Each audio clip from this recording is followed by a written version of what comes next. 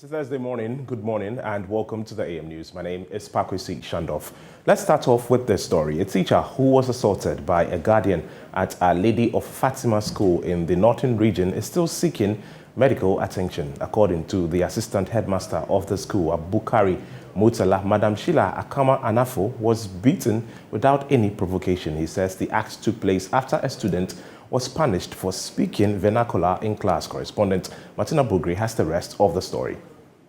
The Our Lady of Fatima School has been shut down for about a week now, following a protest by teachers over the attack on one of their colleagues. Assistant Headmaster Administration Abubakar Mutala described how their colleague, Madam Sheila Akama Anafu, was attacked by a parent known as Yusuf Damankun. The said girl decided to go and then twist the information. Came with her uncle. By that time, the lady, the victim, was sitting under the school staff common room, a big tree in front of the school staff common room. Then when the man came in with the girl and other two gentlemen, they started shouting that they are looking for the madam who, should I say, insulted them. So the said teacher then said, oh, when you go into an institution, it is important you look for the leader of the institution, that is the head. So upon saying this, the man didn't take it kindly and started threatening the woman and using abusive language, and even said that if the woman doesn't keep quiet, he will slap her. The woman then replied, if you slap me, who will teach your child the following morning or the next day? Then he started pouncing on her and started giving her slaps left, right, center. He said Madam Sheila currently is still seeking medical care at the hospital. Currently, as we are speaking, she's in the hospital. We are here at the Our Lady of Fatima School, where a meeting has just been held to resolve the impasse between the teachers and community members. Today, the Chaguna has met with the teachers to help resolve the issue. Be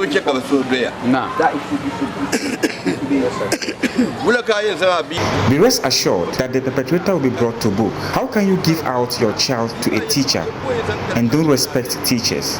What report at all will your child give you that will warrant assaulting a teacher? Our role is to collaborate and support you to ensure that you give quality education to our children. Executive of the Ghana National Association of Teachers, NAT, were part of the meeting, and they said they would give their full backing to their member. The Tamale Metro NAT Secretary Abdullahi Bawazato gave the assurance. We're going to look for her. We'll sit and have some conversation with her. Then we'll take the direction. Of course, we told the direction that she wants to take. Because at the end of the day, as you said, we can also compromise certain things when our teacher's life is at risk. So we'll meet her, we'll listen to her side, and whatever support that we have to give her, we shall give her that support 100%. That one I can assure you. But as an association, certainly, if our member is in trouble, we are all in trouble. The suspect, Yusuf Damankun, was arrested and has been granted bail. It is the hope of the teachers here that this matter will be brought to a logical conclusion. This is not the first time a teacher has been assaulted in the metropolis. Countless times it has happened, and each time people come in, plead, and the matter is resolved. They are hoping that this would go to a logical conclusion to serve as a deterrent to others. For JoyNews, Martina Bugri reporting. Let's now turn our attention to the Bono East region, where health authorities in the Techiman municipality are liaising with key stakeholders in the area to help institute mechanisms to control cases of rabies within the area. Director of Health, Dr. Kusi Fosuhini, says the municipality has recorded increased dog bites and rabies-related deaths over the past few months. Hence, the need to increase education and sensitization on the need to vaccinate pets, particularly dogs in the area. Nasabeta has more in the following report. The world is racing behind time to get dog-mediated rabies eradicated by the year 2030. Here in the Techima municipality, rabies has been on the rise in recent times. The Municipal Health Directorate is, as a result, raising up with the veterinary offices to establish key measures that is capable of ensuring that rabies is booted out of the municipality within the next couple of years. As a result, a committee has been instituted to take care of rabies-related cases here in the municipality. Today, a committee in its maiden meeting has come up with a roadmap that will help in dealing with rabies-related issues. Dr. Kusi Fosuhini is the Municipal Health Director. The purpose for forming the One Health team on rabies is that we in Techima municipality, we realize that fighting rabies is not the job of one sector. So you'd realize that we are bringing on board various expertise, and then we'll share ideas, and of course it's also to share resources. So the whole idea is to approach rabies in a concerted effort or a multi-sectoral approach within the municipality. Dr. Fosuhini noted that the municipality has seen a rise in rabies-related cases, with 5 dogs testing positive rabies in recent weeks, a reason for the establishment of the committee. Rabies-related deaths have been on the ascendancy. We've had a number of people dying from suspected rabies in the municipality. And of course, recently we had about 5 dogs testing positive for rabies. We sent samples to the KCCR lab at Kwame Nkrumah University of Science and Technology. So it tells us that, look, once you have it in the dogs, rabies is endemic within the municipality. And then we've also had rabies-related deaths. So definitely it's been a public health concern within the municipality.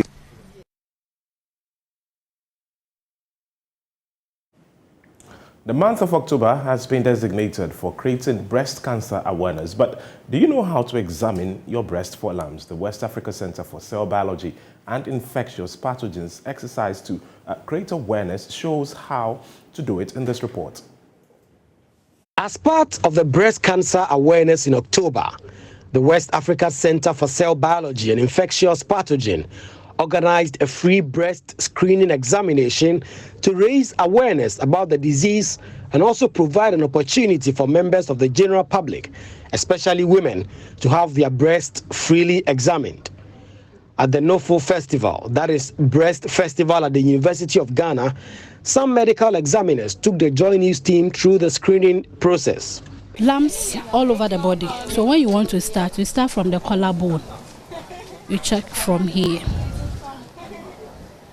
Just the 3 fingers, you press. You press in a circular way from the armpits. And you are looking for what? A lump. Yes.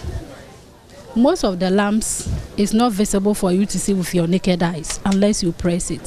So whilst you are pressing, if there is any unusual lump that you notice, you don't sit down. And then when you get to the nipple, you press it small. Why? You press it small, and then you squeeze out to see if there will be any discharge. And it's not every discharge that shows that you have a cancer in your breast. If you are breastfeeding, definitely when we press it, you see a discharge. But if you are not breastfeeding, you won't see anything. When you finish with this one, you move your hand down and then to the other side. One of the examiners during the process advised ladies should avoid wearing tight braziers to help them limit the risk of getting breast cancer. The size of bra. So as when we're having the education, we said earlier on, if you want to buy a bra and you don't know your size, you go to the shop that they can, some of them, they can just look at your breast and tell you this is the size you put on. Sometimes you go and buy the bra and then you get home and then the size is small, but because you bought it with your money, you wouldn't want to throw it away or give it to someone, and then you still have to force and then be putting it on. Meanwhile, it can affect your breast as well. Sometimes you feel itch sometimes rashes on the breast and other stuff. And all those things can also lead you to having a cancer because sore at the nipple, if it keeps on coming all the time and then you don't take good care of it, it can lead you to that. A molecular geneticist at the University of Ghana, Dr. Lily Pemka, outlined what the exercise hoped to achieve. We are hoping at the end of the day we able to offer these women, free breast examinations, and then we're going to teach them how to conduct free breast exams.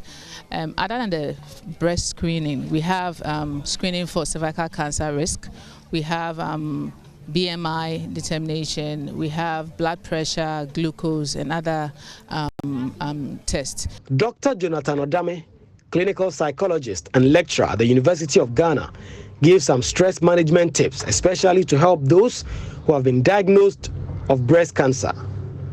They are going through stress, they may lose interest in activities, some may have sleepless nights, some may even be so depressed and so sad.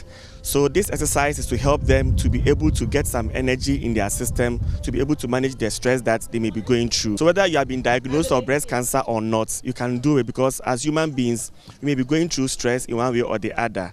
So this exercise is for all, is for everyone. Mercy Edumo's report read to you. 1, 2, 3, 4.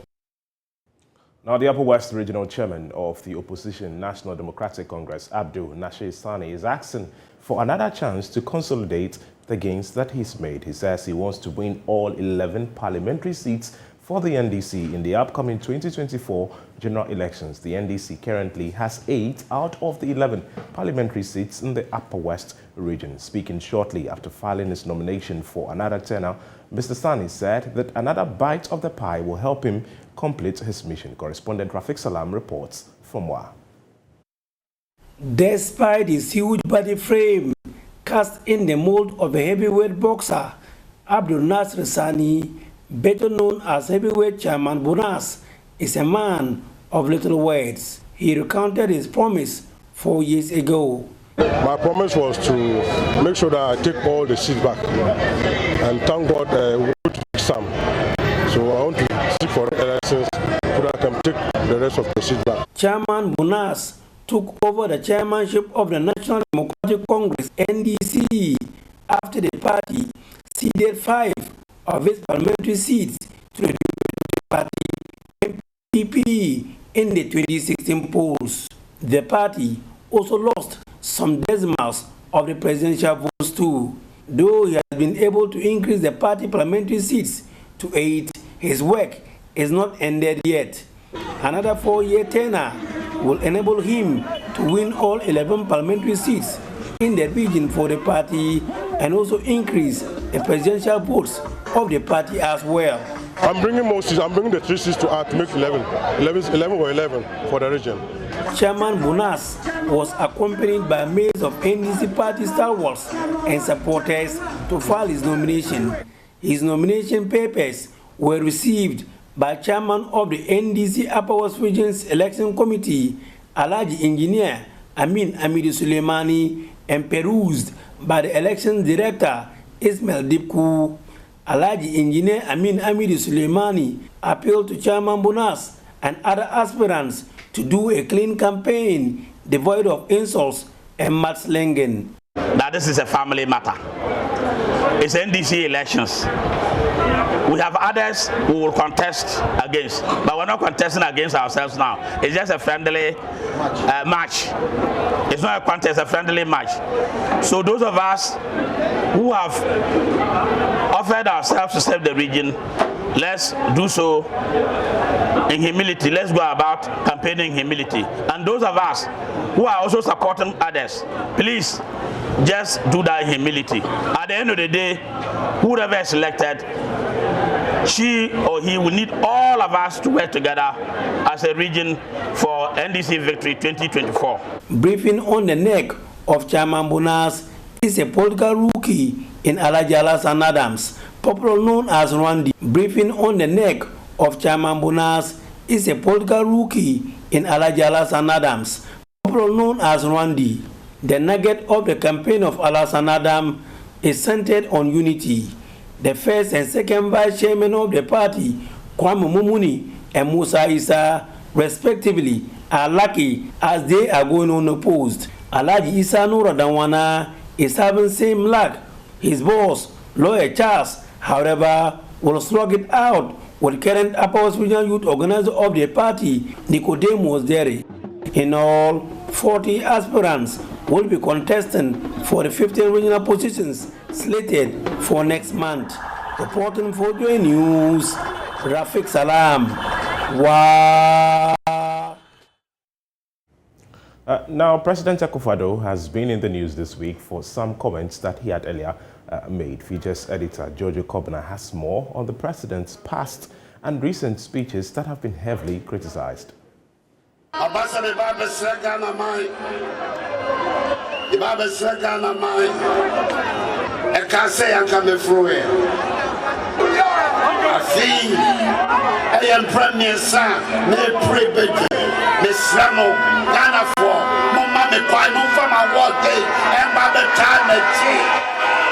In 2016, the presidential candidate for the New Patriotic Party, Nana Akufo-Addo, begged voters to vote for him. He emphasized that the people have a lot of power, so he will always beg them. He criticized President Mahama for ridiculing him for pleading with voters.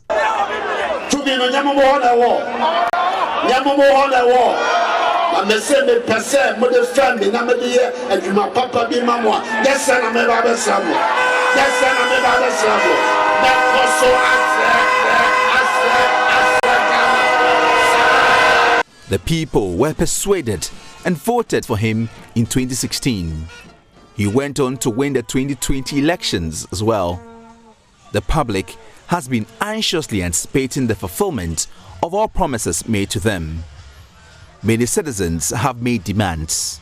This includes Aflao Chief Togbe Amenyafiti V, who gave the Education Ministry an ultimatum to complete the E-Block school in Aflao. I carry this message to the Minister of Education that come February, I want this school to be open. Yes, February. First batch. This ultimatum generated a response from the president when he was interviewed by Peace FM morning show host Kwame Sefakai. Ohini one flower patch say E-Block no oba yenya hwehwe nti on my education minister up to February say on be hu bibi it's and say ono no ma minister ultimatum so abre This response generated intense criticisms. To speak up the way Togbe Fiti spoke up, he has my respect. That is what chiefs must do. So I don't think that the president should be defending or his people should be defending his remark. It was poor, it was not well calibrated. So let's get it right. Our politicians are leading us into all kinds of promises which create these problems. The people of Kwabre and Manso in the Ashanti region have also been demanding their share of good roads. President Akufo-Addo has an answer for the people of Kwabre and Manso. Because one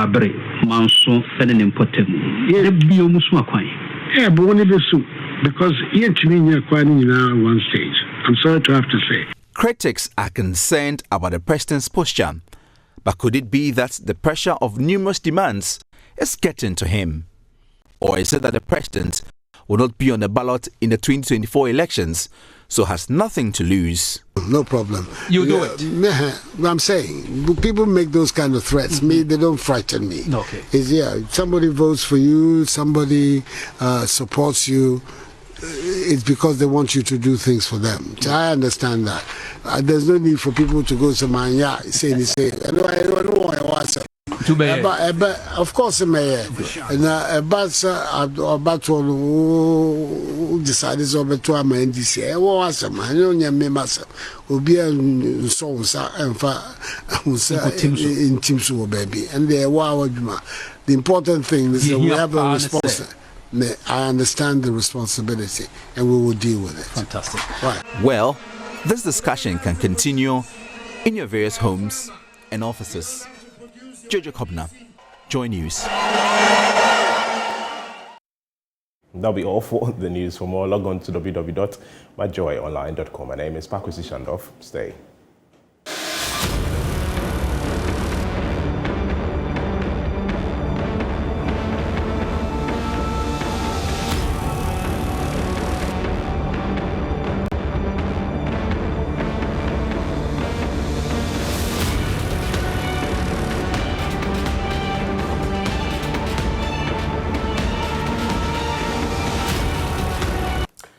A very good morning to you. Thank you for staying with us. It's time now for us to get into the newspapers, and we are joined by former Gender Minister Nana Oye Bampo Ado.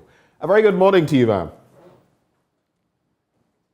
Okay, so I think you'd have to unmute for us. Can you hear me now? I can, loud and clear. Thank you so much for making the time to join us. How are you? Great. I am okay. I keep saying I am okay under the circumstances. It is what it is. A day at a time. A day at a time. That's how we take it. A day at a time. We don't want to stress. A day at a time. That's how it goes. How about you? How have you been? It's been over a month since we last had an interaction here. How have you been? It's been tough. It's been very tough. The economic situation in Ghana is very deplorable, and day in, day out, you get calls of distress. So it's quite a big problem. It is a big problem. People are really, really suffering. You know, people sleep without food on an empty stomach, and people are not able to even pay their medical bills. And it's really sad, a sad situation. Now, from where you sit, people would say, as former gender minister and the role you've played in the previous administration and everything, that you are not feeling the pinch. You know, that's the rhetoric out there. Personally, do you have any lived experiences to share? For me, for example, it's become really hectic. Every time I have to go to the fuel station, I get palpitations because it's not easy on my pocket. What is it like for you, just briefly? It's really very difficult in terms of, especially your people who depend on you, or people who would otherwise not even approach you for financial assistance, are approaching you for financial assistance. And last week, for instance, a young lady called and talked about her mother's pacemaker, and the mother has to do a replacement, and there's no money. Somebody will call cesarean section, they have to pay X amount, there's no money, or just simply there's no food in the house. Please, can you send us 20 Ghana cedis? There's no food in the house. And you just see, I've just given money to buy chicken, frozen chicken. The last time I bought it was 115, it's now 300 Ghana. To think that 89, I just saw a post, $89 10 years ago was almost 100.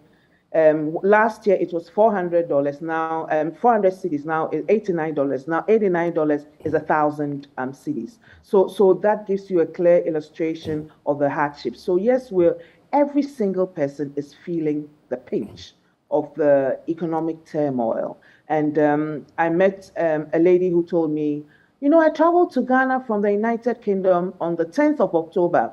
The dollar was 10 cedis to $1. And yesterday, it's 13 cedis to $1. I mean, right. It's actually over 13 when you go to, you know, and just last week, here's the interesting bit. Just last week, somewhere, the exchange rate was 12 cedis and 50 pesos if you were buying it. Now it is 13 cedis and 50 pesos. So $1 has been added between Sunday, when I actually had a transaction, and yesterday, in less than a week. Yes. In less than a week. Yes. And it's, I was having a chat with a friend yesterday, and we were recalling our history and the 1948 riots. If you remember the 1948 riots, and it seems like we are just seeing it being replayed, where the traders were up in arms about the high cost of living, and shops were closed and everything.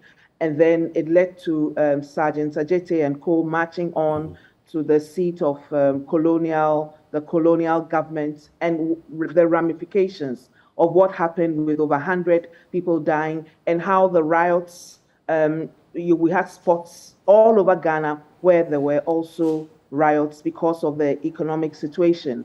And you see it playing right. History is actually repeating itself. And it's very worrying that we actually now have the president of Ghana, Nana Akufo-Addo, being hooted and booed at when he actually goes for public functions to perform his duties as a president. And that should tell us the story. It is very, very worrying in Ghana today, and it doesn't seem like government has a grip on the situation. We want to see some hope, and we want to see some solutions to our predicament as a country. There are two things I want to run by you quickly on this so we can move on. But I just want to say as well, the bit about people reaching out is real. This week alone, I can't tell you. In fact, week on week, day on day.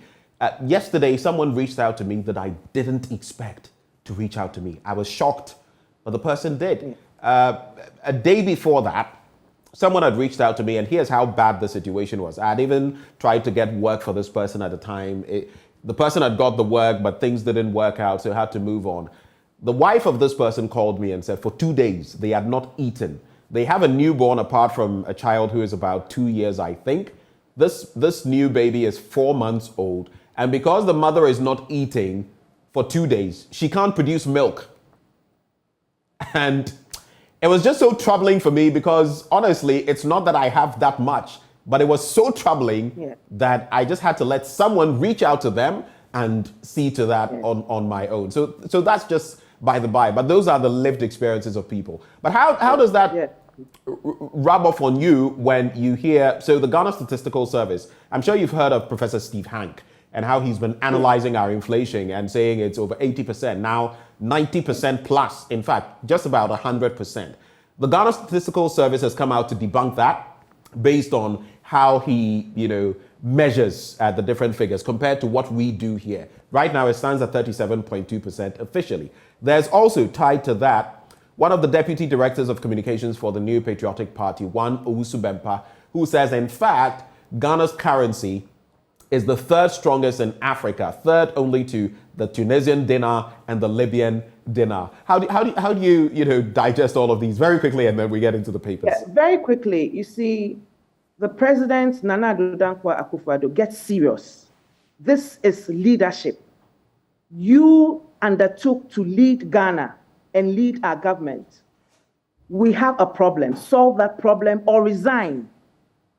People are dying. People are stressed out. People are hungry. The economy of Ghana has collapsed. We are in a dire situation. And we do not need any NPP communicator or the head of statistical service to give us rhetoric. When we feel in our tummies, in our minds, we see the dire situation. We have only one country. And the president actually rubs it in our faces. And look at what the things he went to say in Kumasi. It actually becomes a security problem. Tensions are high. Just one spark, and then there's turmoil in this country. And so he must give us hope and tell us how he's going to solve this problem, or he should get off the seat, resign, and get somebody to manage the economy so that we can have some respite. Is a resignation going to solve anything? The council, well, he cannot perform. No, if you can hear me. And he has failed. He cannot, the president, Nana Akufo-Addo, cannot perform. The economy has collapsed. He is not leading this country. And if he thinks he cannot, he should resign and put a team together. I just want to find out quickly, if you can hear me, is the president's resignation going to solve anything? Well, we will get a leader who can solve the problem. He is the president now, and the situation is getting worse. And he hasn't said, he's been on his tours for a fortnight. He hasn't said a single word of hope or anything to make us even have that hope that, there is a solution, that government is coming up with some solution to our predicament. He hasn't said one thing. He's rather taunting the general population.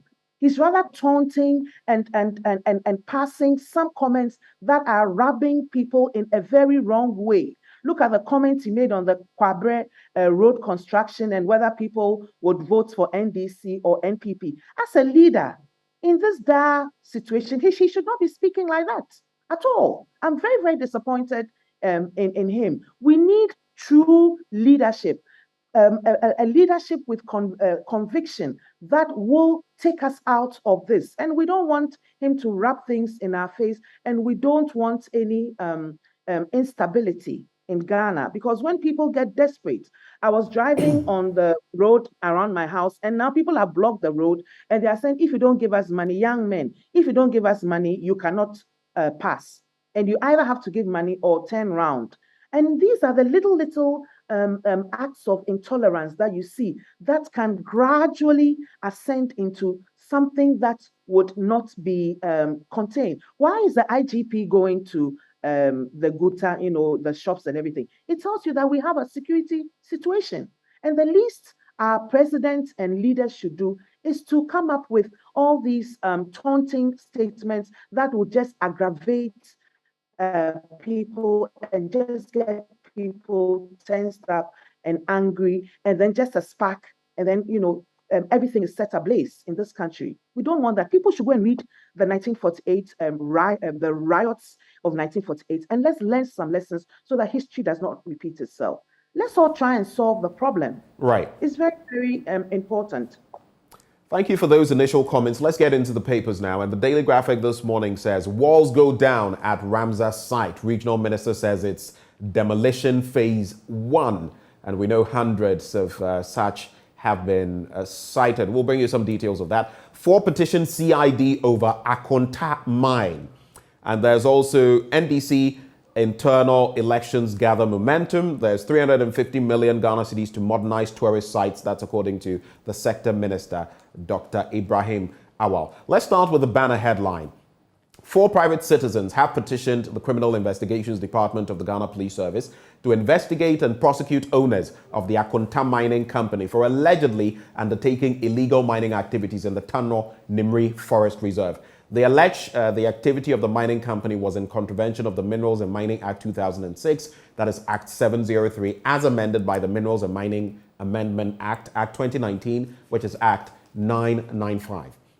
They are also asking the CID to investigate the people acting as directors of the company and also let them face the law as they are breaching the law against illegal mining. The 4 persons are the founder of the Media Coalition Against Galamsey, Dr. Ken Ashigbe, a legal practitioner, Martin Kwebu, the co-chairman of the Citizens Movement Against Corruption, Edem Sinanu, and a fellow of the Center for Democratic Development Ghana, CDD Ghana, that is Kwame Esiedu. In terms of evidence, some of the pieces of evidence the 4 have submitted to support their petition are videos and photos of the affected area, which shows some parts of the forest area cleared, power generators, excavators, and pumping machines left at the site. There are also photos of the excavated soil and other mining operations as found at the site, contrary to Section 99 of the Minerals and Mining Act 2006. Your quick reflections on this, your quick reflections on Akonta mining and what has happened so far. We do know that on the other end, there have been some DCEs who have been pointed to,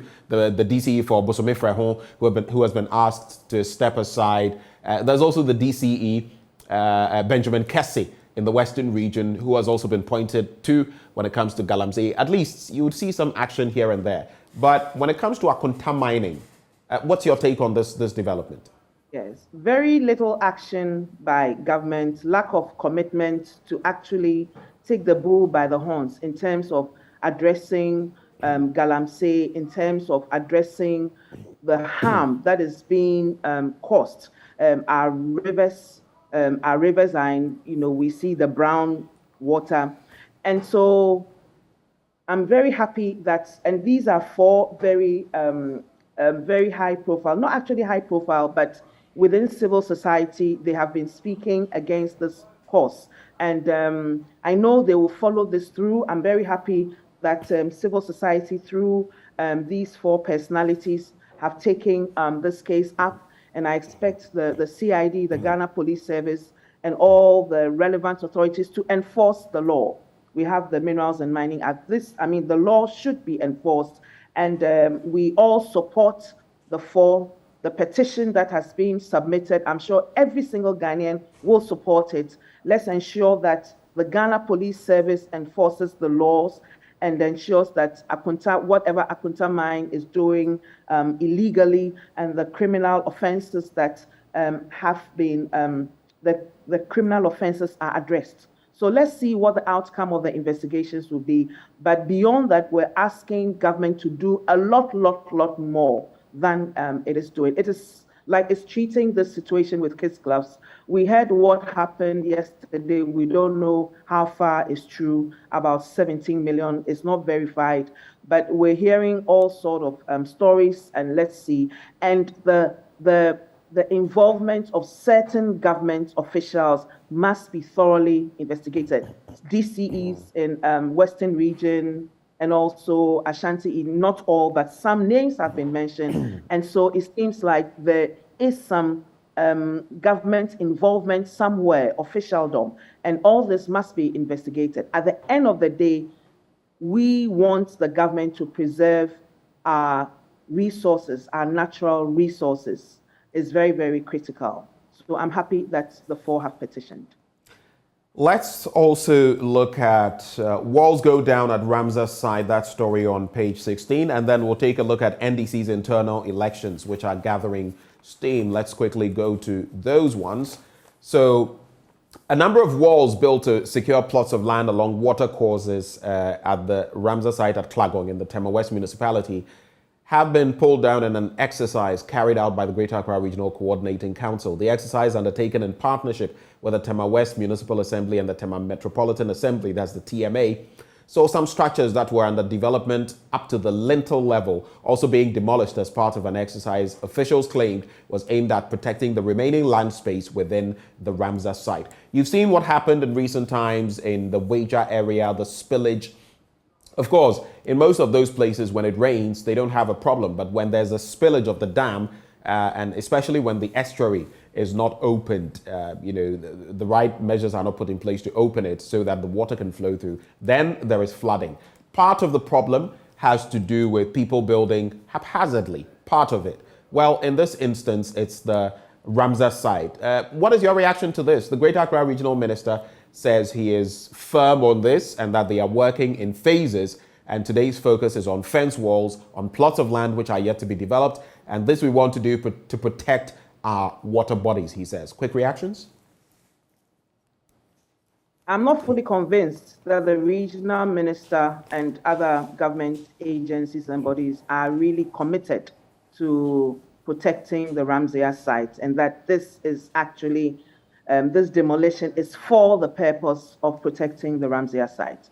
And I use the example of what occurred in Adenta at the animal research, where there was selective demolition. Mm-hmm. Some houses were demolished, others were not demolished. Now, when you get to the Ramsar site, we want full disclosure of the whole area that is protected. Now, so these demolitions, are all the buildings within the Ramsar site being demolished or not? One. Number two, if not all the building sites and buildings are being demolished, why are some being demolished and others not being demolished? Number three, if you read the notice, the statement by the regional minister, he said some areas will be left for development. Which areas will be left for development and why? Because simplistically, if it's a Ramsar site, it is a Ramsar site. So why would you leave some areas and then later on maybe sell off for development or what have you? So there's more than meets the eye here. We would want a full disclosure and would want application of the law. I mean, even application of the law, not selective. The selective demolition that we are seeing, and would want. I'm happy that there's going to be an investigation, because when you read, there's going to be an investigation as to building permits, as to who sold the land, because TDC is denying that they gave any land away. The chiefs are also denying it, and the other agency that. So who was that? On what strength were these buildings constructed? Right. So would want to have a full disclosure. Yes. Let's also take a look at the NDC internally when it comes to elections. And The NDC's internal elections are gathering momentum. We know that a total of 11,825 candidates will this weekend compete for the 7,700 constituency executive positions of the NDC. Elections expected to be conducted in all 275 constituencies in the country. So today and tomorrow, stalwarts of the party will also file their nominations to contest national executive positions, which promises to be hotly contested. Already, the incumbent national chairman of the party, Samuel Ofosu-Ampofo, and the incumbent general secretary, Johnson Esiedun Ketia, have disclosed their intention to contest the chairmanship position. Another position of keen interest is that of the general secretary, which has already seen 4 contestants eyeing the slots. They are the party's director of elections, Elvis Efri Ankra, a former minister of state, Fifi Kwete, a deputy general secretary, Dr. Peter Boamo Tukuno, and Abdallah Ishak Farakan, all of them eyeing those positions. Where does the NDC find itself currently when it comes to your internal elections? We saw what happened with the MPP. You were pretty loud, the NDC, about some of the misfortunes of the MPP. Have you got your act together? And especially how divisive this could be when it comes to the chairmanship slot. There's the General Secretary, Johnson Esiedun Ketia, General Mosquito as we call him, and Sami Foto, Samuel Ofosu-Ampofo. How will all of this pan out for the NDC, do you think? Yes, we are on course. The good thing is that it's very well structured. There are clear guidelines that are consistent with our NDC constitution. We've had branch elections. They've gone on well.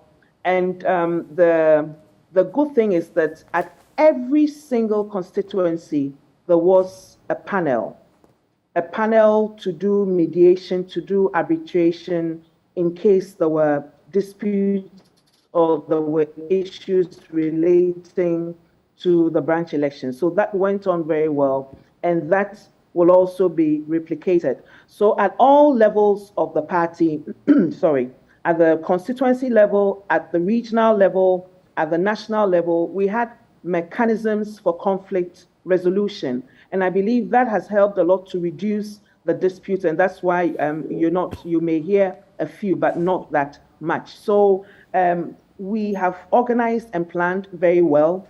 In terms of logistics, each constituency has been given some logistics from HQ to help in the processes in terms of the Electoral Commission officials, setting up of booths, and then also for the polling agents and polling staff, and even for the delegates who will be coming. So it is very well organized and planned and very structured.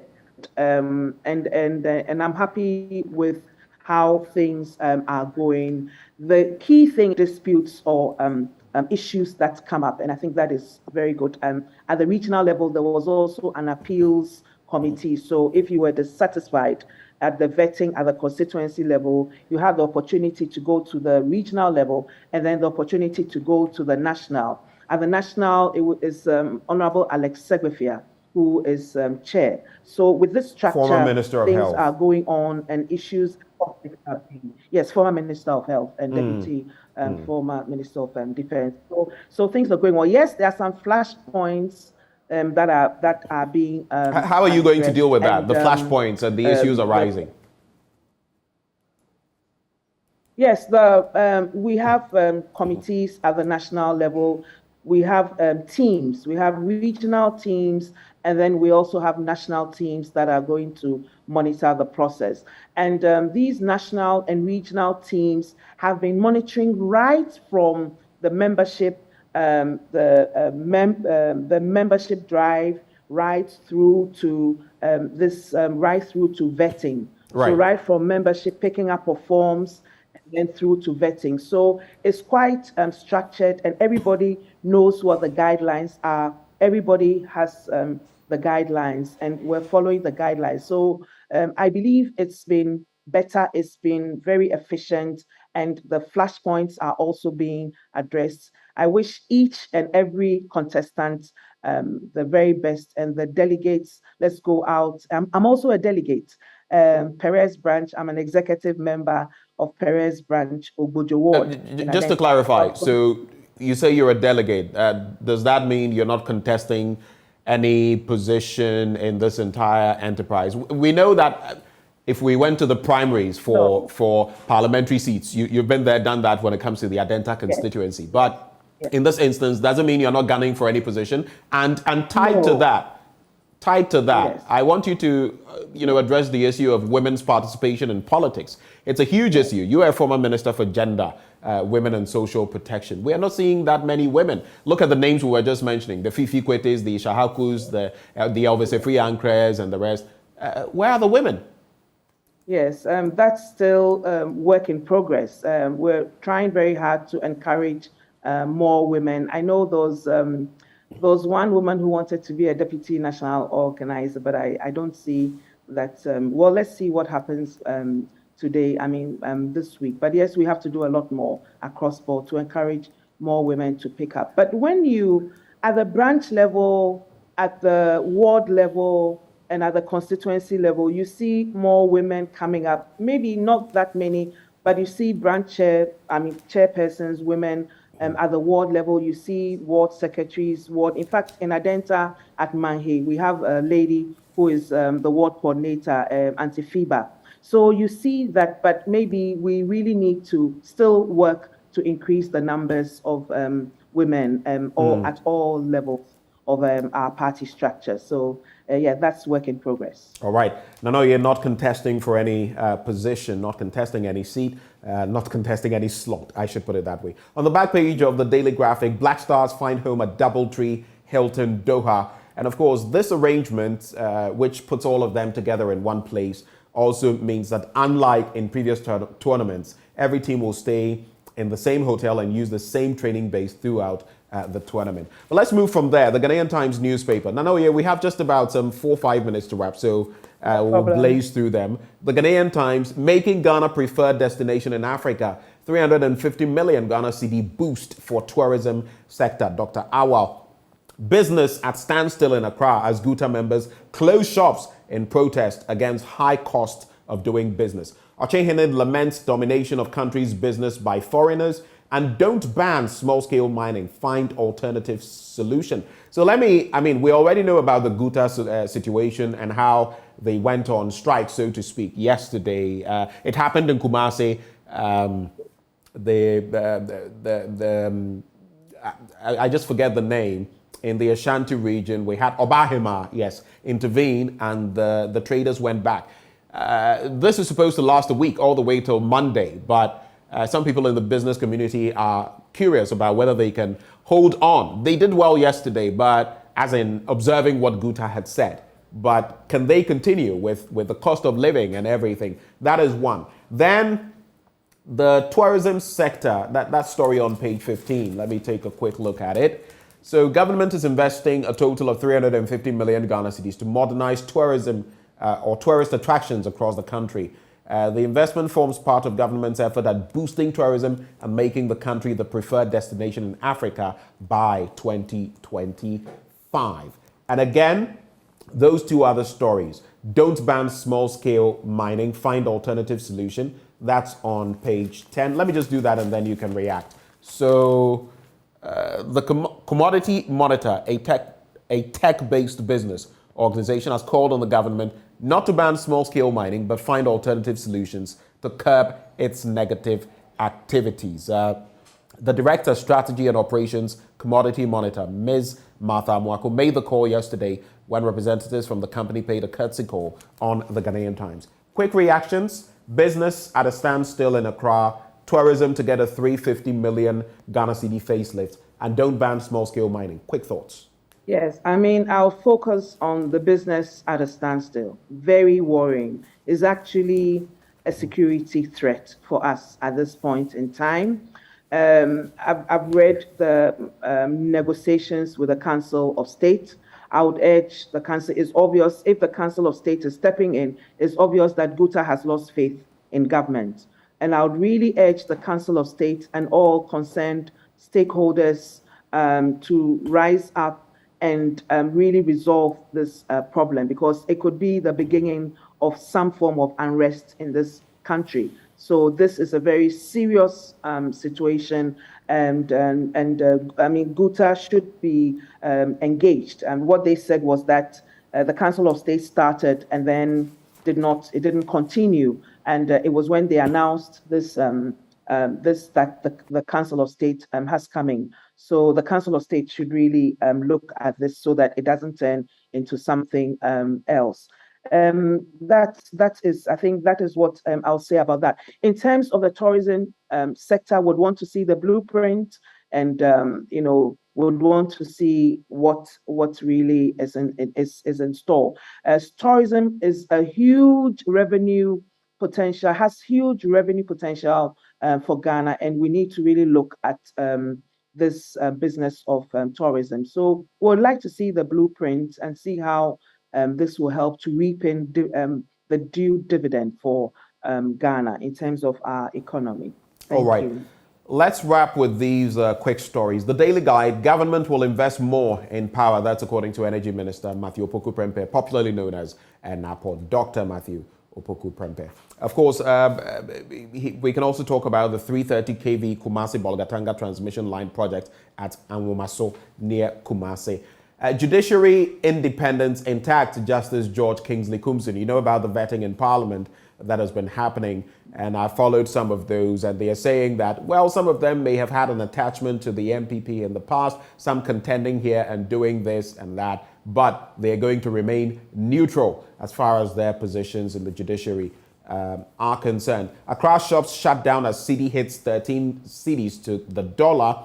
Ivorian witness bounces Jomoro MP Dorcas Afo Toffee, and solve water sanitation issues, Baumia, to African leaders. You can focus on judicial independence. We've dealt with most of these other issues. But on judicial independence and the nominees, I heard one of the nominees say that, look, as some exit, others are brought in. So it's not that we are going to have 18. Others exit, some are brought in. And regardless of our political colorations in the past, when it comes to the law, we'll, administer it without fear or favor. Quick reaction to that?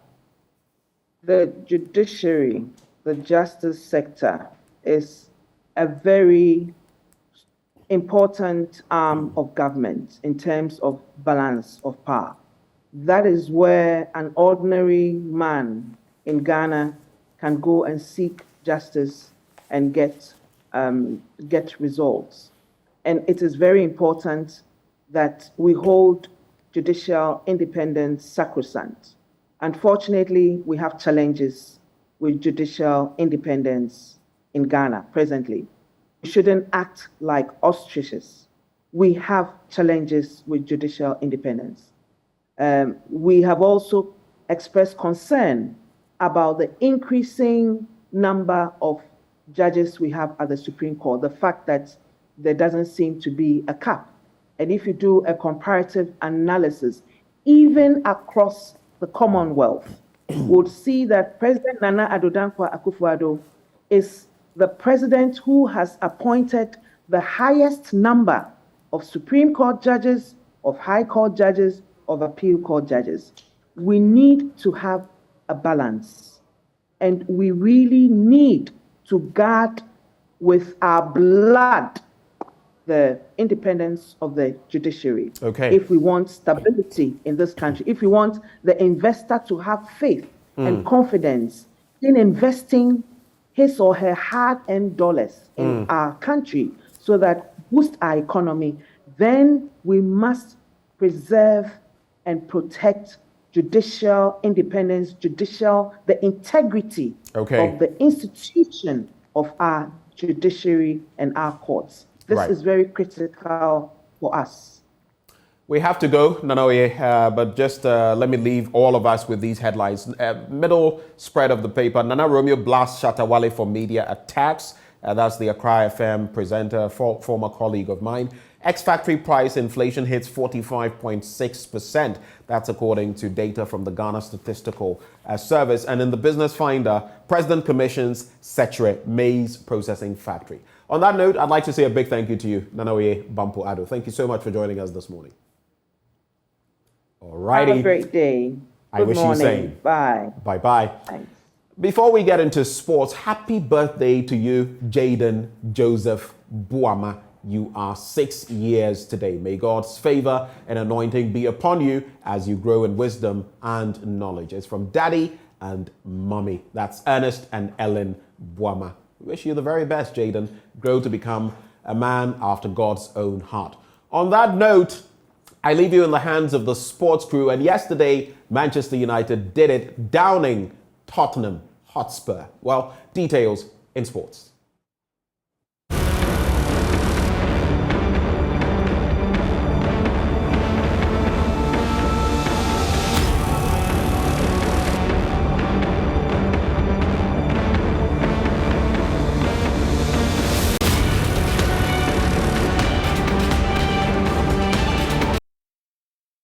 Good morning, everyone. Welcome to AM Sports here with me, Muftao Nabila Abdullah. After parting company with the man who led the Phobians to win 5 trophies in 2 seasons, that is Samuel Budi, Accra House of Oak have gone for a Serbian in the person of Matic, and he has been given a 2-year deal by the leadership of the club and board chairman of the Phobians, Togbe Afede XIV, has tasked him to win trophies for the club. Coach Matic was a player himself and has played in big clubs, and in fact derives this part of his confidence from the fact that he has had to play under a lot of pressure during his playing days. So he comes to us with that sort of experience as a player and as a coach, you know, and has youthful exuberance, has desire. When he heard about Accra House of Oak, he was very thrilled because he saw that it's a big brand. He saw that it will be a high pressure kind of environment, one that he thinks he would thrive in best. And he sees House of Oak, you know, as a club he can develop with. So we are very happy to have him. Let me add that, you know, we don't typically set definitive targets for our coaches. But one thing he knows is that as far as Accra is concerned, failure to win the league is failure. So he knows that we expect to win the league. Okay? He knows that we have Africa ambitions. Okay? And so he has to be part of that. Success will not depend only on him. To depend on all of us working as a team. We supporting him and the players, and of course, the fans are also very important in all of this. Still on Accra House of Oak, in the last couple of days, supporters of the club have accused board members Vincent Soa Odote and Elijah Kambe of being behind the woes of the club. However, Togbe Afede insists the duo are going nowhere, as he described them as rare individuals when it comes to leadership. Leadership for many years now. I've founded many companies which I've led. And I can say without any doubt, without any of contradiction, that the likes of Akambi and Honorable Odote are very rare. Haji Akambi works with a passion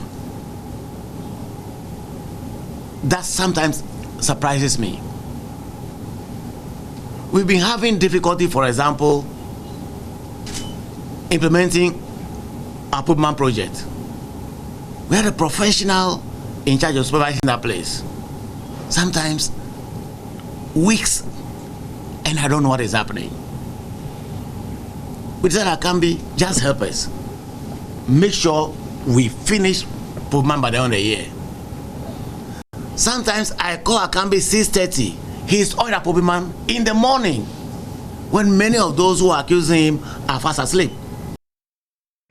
Now let's talk about betting. One thing that has engulfed Ghana football in the last couple of years, and former Vice President of the Ghana Football Association, Fred Papo, has called on the Football Association to sanction clubs and individuals who participate in betting. According to him, the betting has become a canker that has manipulated the sanctity of football in the country, and it requires measures that can only curb it. Issue of betting, which is a big canker. It's a big canker. It's a big canker, and it has the likely effect of the it's engaging betting companies. Yeah, but there's nothing wrong with engaging betting companies. Other companies, other countries or associations have relationships with betting companies. The thing is the ethics of it. There are actors who should have nothing to do with betting. And that I know the FA has been preaching. Maybe they have to preach that forcefully enough and then put in place measures to ensure that there are appropriate sanctions for people who fall foul of the law. So, for example, like club executives, coaches, players, and the rest. So you agree with the decision to demote Interlice and Ashanti? I agree with whatever disciplinary measures are imposed on any person found guilty of engaging in that. That much I agree. I agree totally. I don't have any objection to that.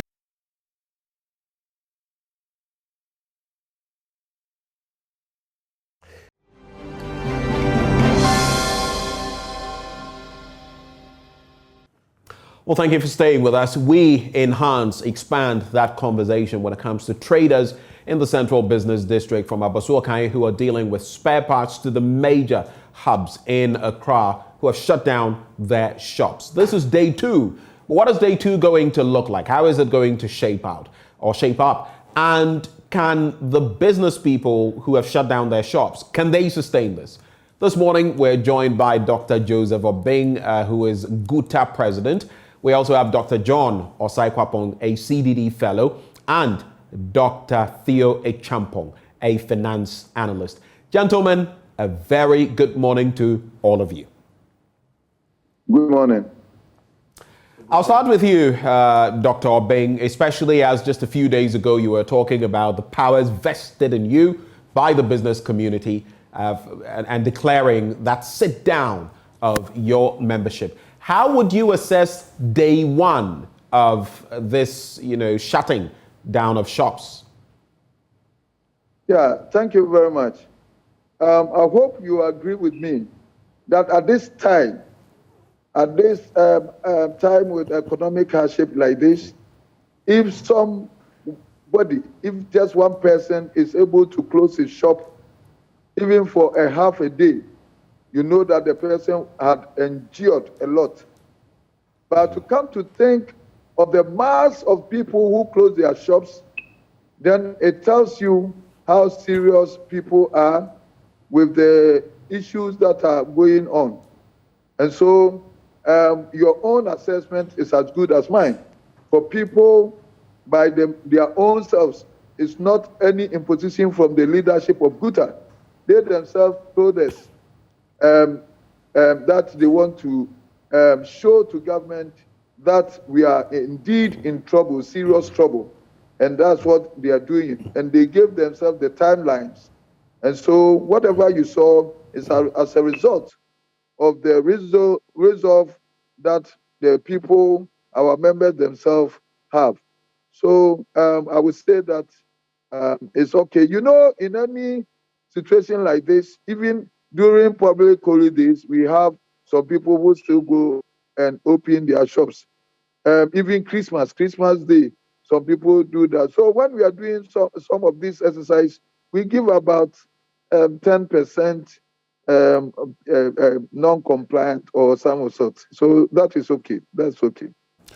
What would you say were the benefits of yesterday's exercise? Yeah, we made a statement.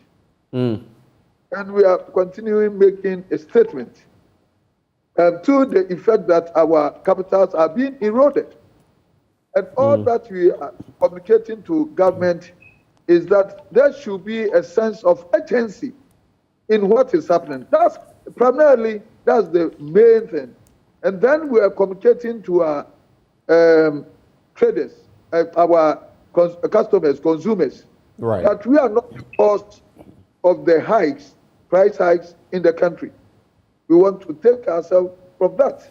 Because the business that we do not do it in isolation. We do it with our consumers. Then we are also trying to achieve a purpose, to serve a signal to our suppliers who give us credit that we are not being able to service our indebtedness to them in time as we normally do because we have a peculiar problem as a nation. So this is what the exercise or the closure seek to achieve. Finally, with you, before I just for the initial comments, before I move on to my other guests, I'd just like to find out, like you rightly mentioned, a few of your members disobeyed. Yesterday in Abosuakai, the spare parts dealership, it was literally a ghost town. I could say from what we saw as my colleague Samuel Kojo-Brace brought us the scoop, 99% of them had shut down. But there was this gentleman, one outfit where he said that, look, the times are hard. My family is struggling. My children have to go to school soon. And I am not that open, so to speak, but I am here. If someone passes by and needs something, I will sell to him or her.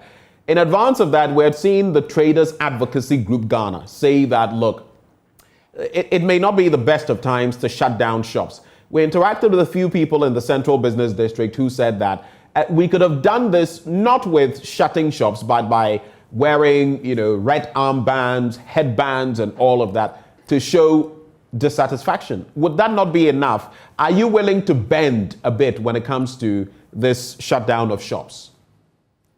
Yeah, everybody have his own view or opinion to this. Those who have closed their shops say that we have to make a firm decision to communicate to the government.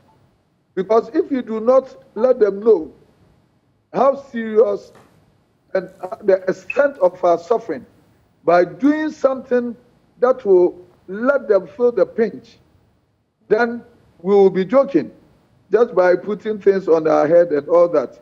So those people have done this. And those who also indicate that the times are very hard to the extent that I cannot even afford half of a day and all that. Yeah, everybody has his own right, isn't it? So that's what I can say to that. But this thing is coming from the people themselves, and then they are resolved to make sure that the problem is solved, and not solved for themselves, but solved for the consuming public and for Ghanaians at large. So it's not a selfish thing that they are doing, that somebody will, at these hard times, close the shop. Again, you are in a hard times, your capital is eroding, and you are again close your shop. It means that the intensity and the plight of the people is just serious. Mm-hmm. All right. Do hold for me. Let me bring in CDD fellow Dr. John Osai Kwapong. So I'm sure you followed. You know exactly why the traders are up in arms, shutting their shops. A few days ago, when I had to make a transaction, and this was Sunday, just over the weekend, the dollar was sold for 12 cedis and 50 pesos. Now, in some places, it's sold for 13 cedis and 50 pesos. That's an increment of 1 cedi in just what? How many days? In what? 5 days, or 4. Then there's Dr. Obeng, who was just speaking, in announcing the shutdown of shops, also made mention of the interest rate. And you know that it has been hiked. At the start of the year, it hovered around 22%. Now, it's around 38%, almost twice that figure. Were these traders justified in shutting down their shops on the basis of these economic metrics? Good morning again. Yes. From what I listened to Dr. Obeng speak about and other things that I've read in media reports, you can understand the pinch points that these traders are facing, right? That the two the two key things that are critical to their business, right? Which, one of them being, access to credit, and the rates which they are paying for those access to credit is really squeezing them. That they need to find a way to respond to prevailing economic circumstances. And for them, I'm sure if they look at the trade-off between, closing my shop and trying to stay open and do business under these very challenging circumstances, the trade-off is I am, quote unquote, better off trying, not even opening at all. So on that basis, knowing the pinch points that they themselves feel, there is justification for their response. I think the other side of the equation is that then those actions also have other ripple effects on the economy, right? So you think about your everyday consumers who now cannot have access to those goods and services that they provide. That's another aspect of it. Shutting down and quote unquote not doing business also then means that besides they not generating revenue, the ability of the government to also take their cut from the revenue that they generate via taxes is also slowed down. So it ends up having a ripple effect on all aspects of the economy, whether it's other traders or other businesses that rely on them for goods and services, its impact on government's ability to raise revenue in an already tight fiscal space and difficult circumstances. But the bottom line is, they feel the pinch points, and as they weigh their options in terms of how they feel those pinch points, for now they feel, look, we are better off just even closing our shops and stay home. And so for you, Dr. Kwapong, you don't fault them. You don't fault them. No, I don't. I really don't fault them. I mean, I understand why they would, but again, I'm just concerned about the ripple effects on the other sectors of the economy. But I do understand why they would respond that way. I do hold for me. I'll come back to both of you, gentlemen. Let me also bring in Dr. Theo Champong. Doc, so looking at everything we're discussing, it's interesting because only yesterday I went somewhere and an educationist or educationalist was purchasing mathematical sets, quite a number of them. She went to market on Tuesday and the price she got was 25 cedis. On Thursday, in fact, on Wednesday, which was yesterday, when she went, so this was midday Tuesday when she made the inquiry. By Wednesday, before midday, when she went back, the price of each mathematical set had gone up by 5 cedis. So what she had been told was 25 cedis on Tuesday was all of a sudden 30 cedis on Wednesday. And that is, it paints a picture of what the traders have to go through and what purchasers have to go through, because they were, if that person had prepared exactly 25 cedis for, let's say, 100 mathematical sets, she would have to come up with 5 cedis times 100, which would be what? 500 cedis extra just to purchase that. That is what the end users, the traders have to deal with. So what is your take? Do you agree with this sit-down action? Good morning. Look, everybody is feeling the pinch, as you rightly pointed out. And for Guta to actually exercise what I would call a nuclear option tells you that, they've gotten to the point, really, that their very business and the viability of the business is at stake. Because these are people who are making a trade. So ordinarily, nobody wants to close their shop. Ordinarily, they want to continue doing their trade. They want to be able to generate then cash flow to sustain their business and also to sustain their families. So to get to the point where an organization and a business group as big as Guta and its members decide that we're going to lay down our tools tells you that they have been pushed to an extreme corner where the very businesses that they run are at stake and the survival of it. So that's how I read it in that sense, because you rightly pointed out, many of these goods, because we don't necessarily manufacture them in Ghana, are imported from outside, right? Even the mat set example that you gave, I don't know, and I'm not sure that we even produce mat set in Ghana, probably imported from China, right? Right. So in that regard, if you're having to deal with 37% inflation, if you're having to deal with over 40% depreciation of the CD to the dollar, and then you're having to deal with all the extra tax demands, right, that come from the authorities, then, I mean, there's no way that the business would more or less survive. And, and what it then means is that even if you have to go and bring the goods in, you would have to pass on the cost to the consumers. And the worry then now is with the shops now also closed, the very services and goods that people need, they may not even be able to access it. So that then can even have an additional unintended consequence of further driving prices much higher just because you don't have access to those goods. So I don't fault Guta. They are doing, as a business group, they are doing what they deem is best in their interest. And it is the economic conditions that has forced them to pretty much, exercise this nuclear option.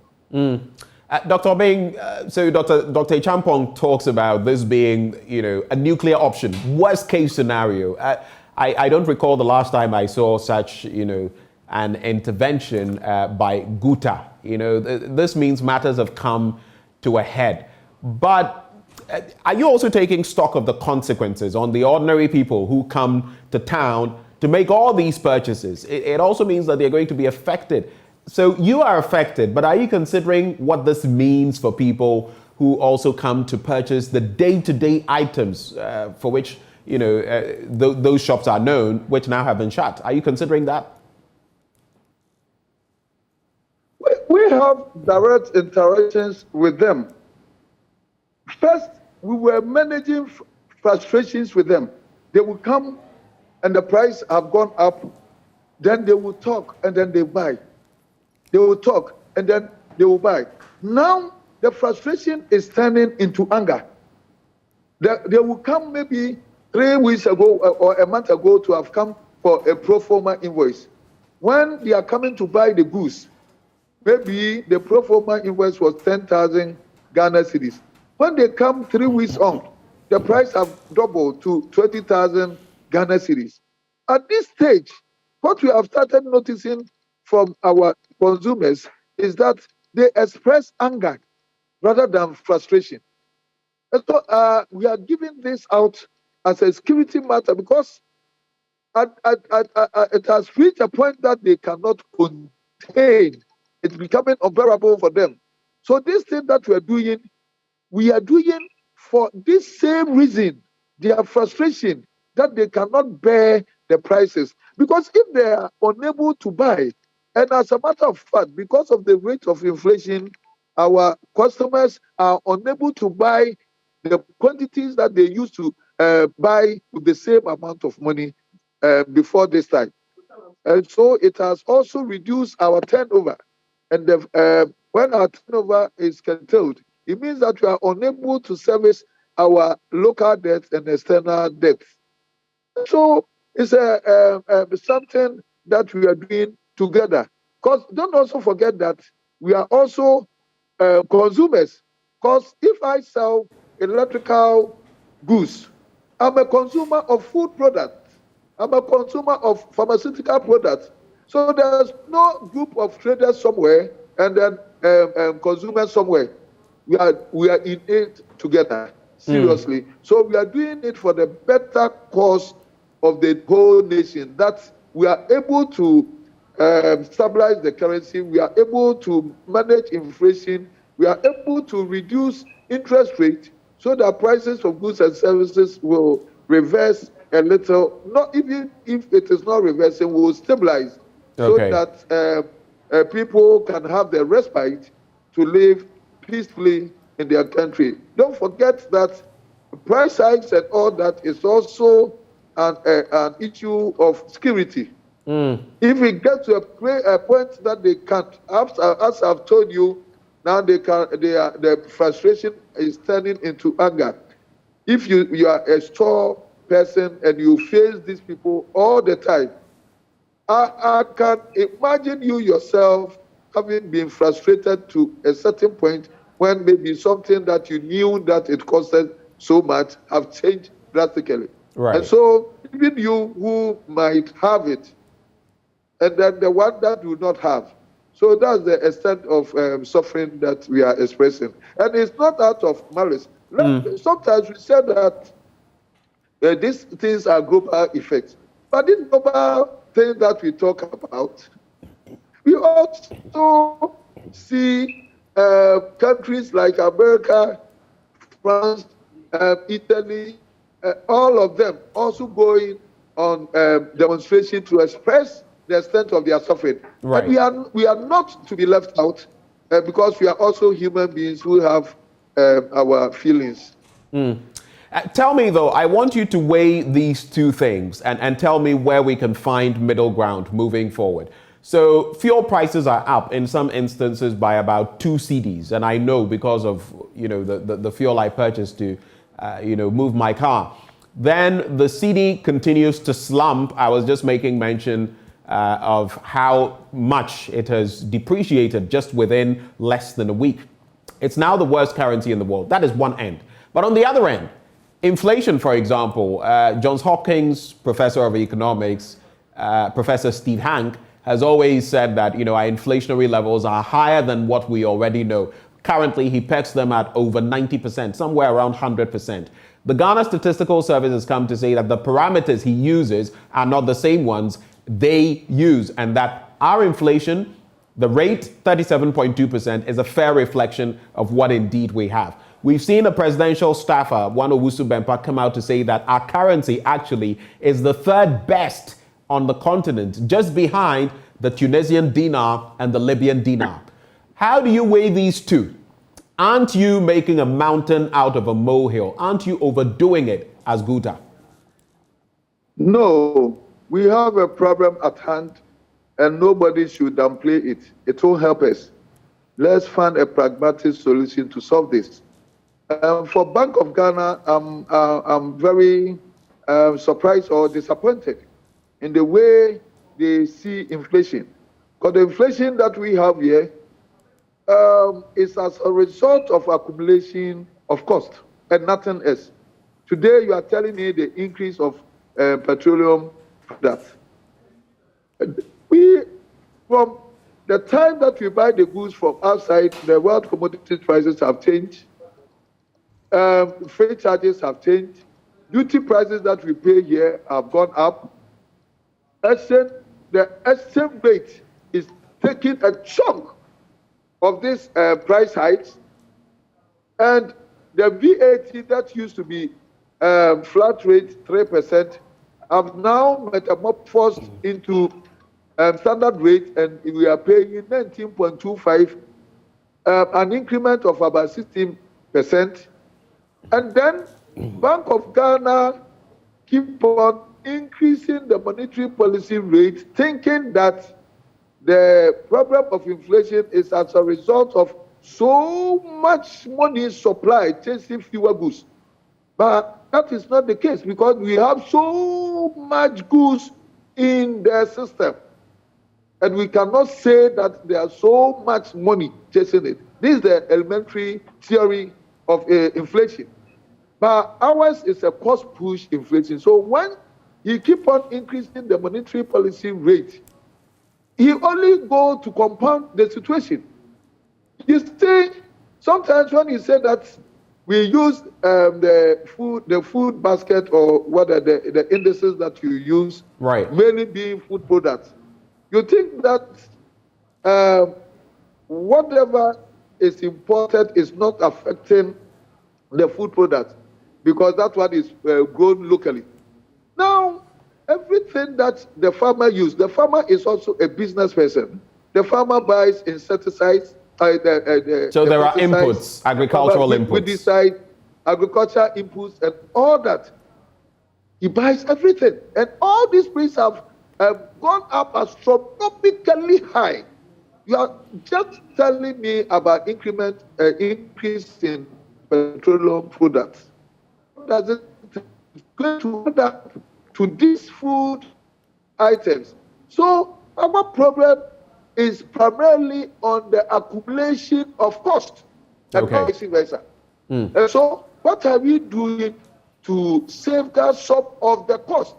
For some of them are very simply doable, because VAT itself, the flat rate, we are paying flat rate 3% for 5 years, and we are still getting our revenue targets. Now that we change it, it has pushed inflation by 16%. And so these are the things that Bank of Ghana should be looking, and then managing the exchange rate well. Okay. The exchange rate is not stabilized. If you are not able to stabilize the currency, our cedi, then prices will definitely go up. And so when you increase the monetary policy rate to increase the lending rate, you are only compounding the problem. And so we'll be in a problem in perpetuity. This is how serious the whole thing is. That's how serious the situation is. Let me bring in Dr. John Osai Kwapong. So when you look at the myriad challenges we're considering, investment policies, high taxes, a bleeding currency, which now is ranked the worst in the world, and all the other dynamics that we're talking about. Dr. Obeng was just talking about agricultural inputs and the rest. Has government done enough to stem the tide of the economic downturn and also mitigate the bite of same on ordinary business people? You heard Dr. Obeng pointing to the Bank of Ghana, the central bank. What is your take? So at this point, I also don't know what other options the government can exercise. And I say that because, I mean, from the Bank of Ghana standpoint, from the central bank standpoint, the concern about inflation has been, pushing them to use the monetary policy rate to try and deal with that. But you still see inflation going up, month to month whenever it is reported. So that's one part of it. If you look at the currency, for me, I think the exchange rate really does boil down to a pure economic issue of demand and supply. The thing that I've been curious about is sometimes when there's an expected inflow of dollars into the system, it does tame the exchange rate a little bit. I remember, I think maybe it's been a month or 2 months ago, there was I think a $750 million. The Afrexim Bank facility, right? I think it was from the African Development Bank or something, right? That didn't seem to move the currency market in terms of taming it down. The other thing that sometimes happens around October when the cocoa season is opened is the cocoa syndicated loan. And usually once that loan is secured and the inflows come in, it has a way of taming the exchange rate. I know they've been successful in raising that. I think it's 1.1 or 1.2 billion. 1.2 billion but at thereabouts. the same time, right? But again, you still don't see that slowing the depreciation. So that also doesn't seem to be, quote unquote, doing the trick. So at this point, and yesterday I was having a conversation with a colleague where I said, well, perhaps at this point, it's either we are riding out the storm until we are able to secure a deal, a bailout with the IMF as the option that we are looking to, because I don't see any quote unquote good options on the table for the government at the moment, besides being able to secure the bailout deal with the IMF, depending on what the package contains, and then you would have to see how that helps stem the situation in which we are. I mean, Dr. Obeng was talking about, his members, for example, talk about high interest rates, high taxes.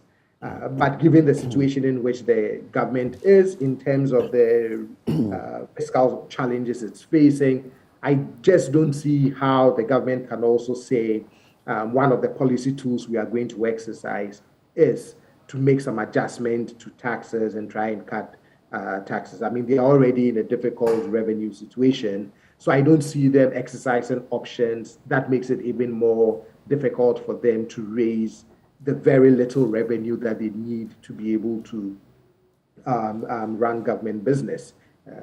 The expenditure side, yes, but then if you also think of the expenditure side, at least when you look at our budget structure, the expenditure side is predominantly wages and salaries and then interest on the debt, right? So even if you decide that you would halt all discretionary spending by government on key government programs, it still won't make the kind of debt, the kind of dent that you want to see in terms of taming expenditure. So there are no good options at this moment. There are only difficult options. But maybe government should also take the nuclear option, maybe. Right, but you also have to think of the political consequences of the nuclear option, right? Because when citizens are feeling pinch points, and you take a nuclear option of really trying to rummage through your budget, control spending, do all kinds of difficult decisions, it also has an impact. So there are also trade-offs. I think ultimately at this point, my thinking is, it looks like the approach is ride the storm. Eventually we would secure a bailout with the IMF. Hopefully it will be a good package, and hopefully it would be able to address, the pinch points that we are facing. Let me bring in Dr. Achampong. So what is your quick thinking on what the economic watchers within the government setup, including the Bank of Ghana, have done? Have they done enough? I mean, beyond hiking the monetary policy rate, which has been done time and again now, which doesn't seem to be yielding the results that we want, there's also the IMF program. And interestingly, the IMF is saying we must show debt sustainability to get a deal. That's the latest front. And we also know that the IMF is precluded from giving us a bailout if we are not debt sustainable. So marrying these two, what should we anticipate? What can we do? Yeah, sorry. The debt issues are fiscal issues. The Bank of Ghana issues are monetary in nature. But I've always said that a wrong diagnosis of the problem would give you a wrong solution. Have we wrongly diagnosed the problem so far? I think when it comes to the inflation issue, the whole inflation targeting approach, especially in an economy which is over 80% informal, the data or the evidence is out there that it's not working. Hence why you see the rates much higher. The inflation is still, last reading was 37 point something percent. 37.2. The central bank is hike up rates all the way up to 24.5%. But there's a limit to which you can actually hike up this rate without, without it killing off the growth of the economy itself. And if you look at the data, if you look at what the central bank has been doing over the years, basically that inflation targeting approach hasn't worked. If it did, and if it was working, then it meant that then inflation should have been coming down, because the inflation that we're feeling now, and Dr. Bin rightly hinted at it, is actually not a demand-driven inflation. It's a supply-side issue where you've got the cost pressures at a global level, but also at a local level, filtering through to the prices of goods and services.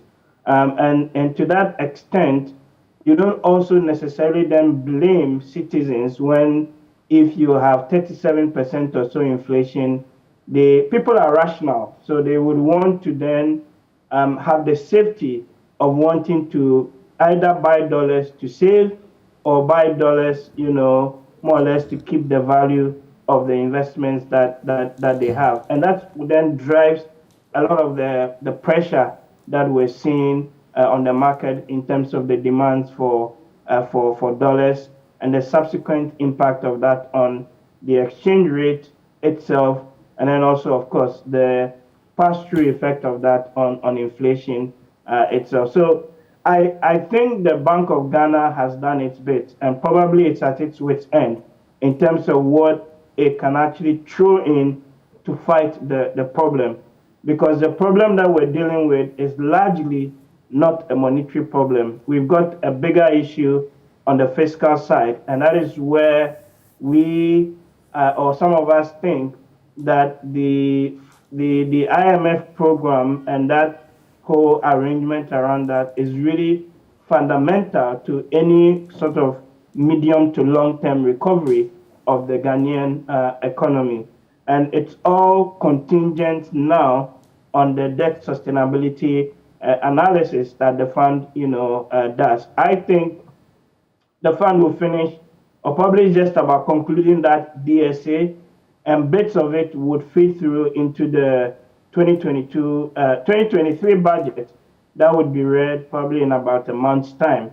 So really, we probably will have to still ride out the storm until about a month or so from now, when the budget is read, and the budget will give us an indication as to, one, where the debt trajectory is heading, number two, what that then would mean for the IMF program itself, and then number three, whether or not that then sends any signal in terms of the policies that the government wants to pursue for the next sort of fiscal year. I think that is really the biggest signal that many people or many market watchers are waiting for when it comes to how we ride out this storm going forward. But fundamentally, the problem that we have is not a monetary problem. We've got a bigger issue outside of the equation. All right.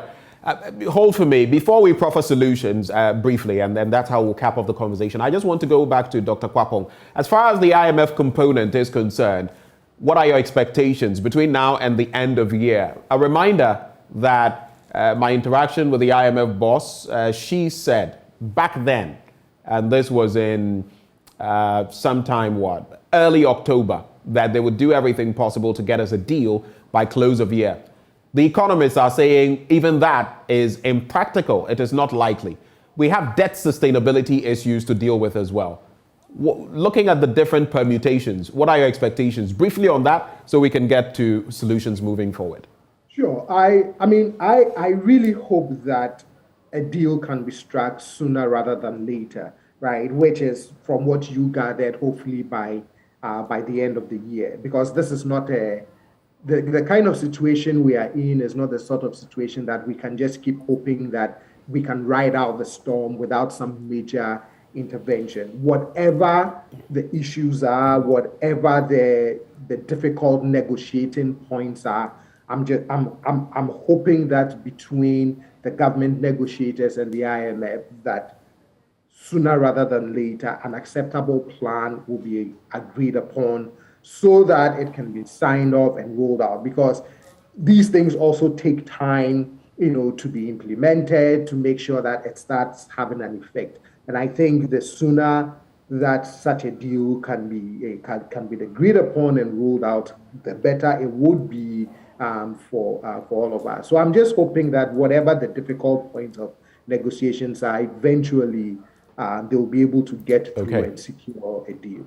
All right, gentlemen, so we're moving towards the solutions, but I'll start with Dr. Obeng. Thank you so much for staying with us. First off, just very briefly on this, I want to find out, you're shutting shops all the way till Monday. You saw what happened on day one, and some are already protesting this shutdown of shops, your membership. Can this be sustained till Monday? It depends on the membership. Okay. And they have their rights, as long as it will take them. Yeah. So you will listen to membership. If membership says, let's bring this action to an end, you will declare that. Everything is on the membership. I do not have control over them. It's something that they are feeling the pinch and then they want to express it. It's like somebody's son or mother dead and the person wanting to cry. You allow the person to cry out. It's a frustration, it's anger. And so it's a therapy in itself. It's a therapy. I see it as a therapy. And so as long as it will take them, we leave them. And then, because most of them are also pondering about how they should go forward, how they should revise their prices. And so there are so many things that they will be doing whilst they are in the houses.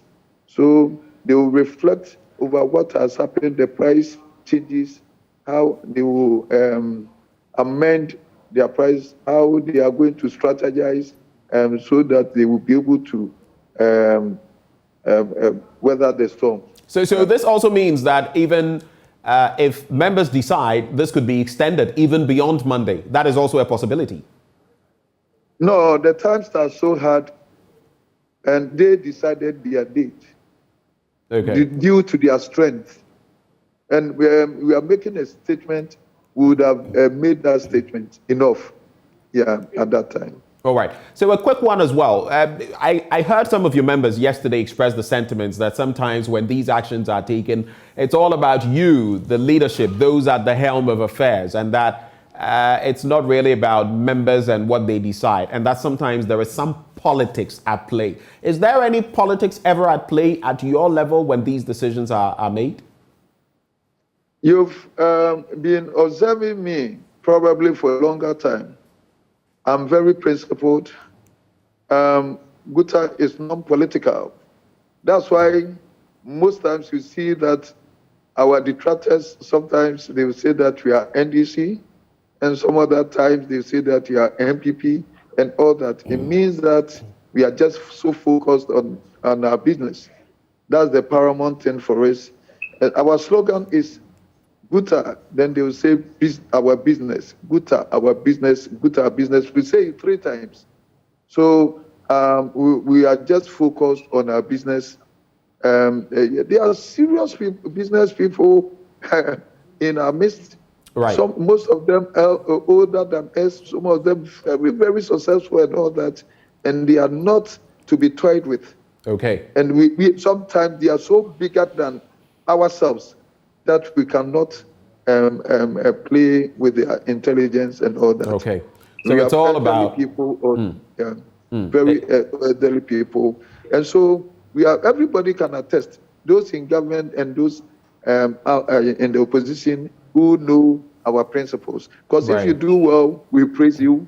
If your policy doesn't help, we say so. We talk to the issues, and that's why we've been very consistent. Look, if you come to the marketplace, there are so many. We are all elderly people, and there are so many people with other political backgrounds, and so how can we tell people with different political backgrounds, whilst they know that some of these actions will affect one way or the other, and then they will abide by that? Elderly people, nobody should think in that angle. It's not even possible for us to do that. It's not possible. All right. So let's do this, gentlemen. I'm going to give 30 seconds each. Please try to work within that time. Dr. Obeng, I'll start with you. 30 seconds. What's the way forward? What's the way out of this? 30 seconds.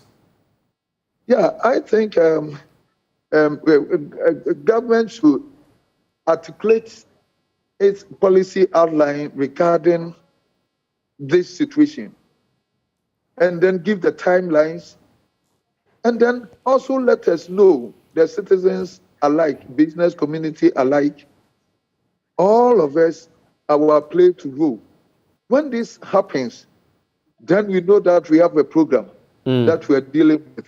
But if it is so empty, then speculation, get rife and all that. Let's put the timeline, this is what we are doing around this time, this is going to be done and all that. Let's articulate it very well to be policy, our role to be done as even traders, the role that the industry, AGI and all that should do and all that. Let's spell these things out. They say that this is how we have a challenge, a big challenge in our country, and this is how we all want to go. I think we need such a thing. as soon as possible. All right. Dr. Joseph Obeng, we're very grateful that you took the time to join us this morning. Thank you so much for your time, sir.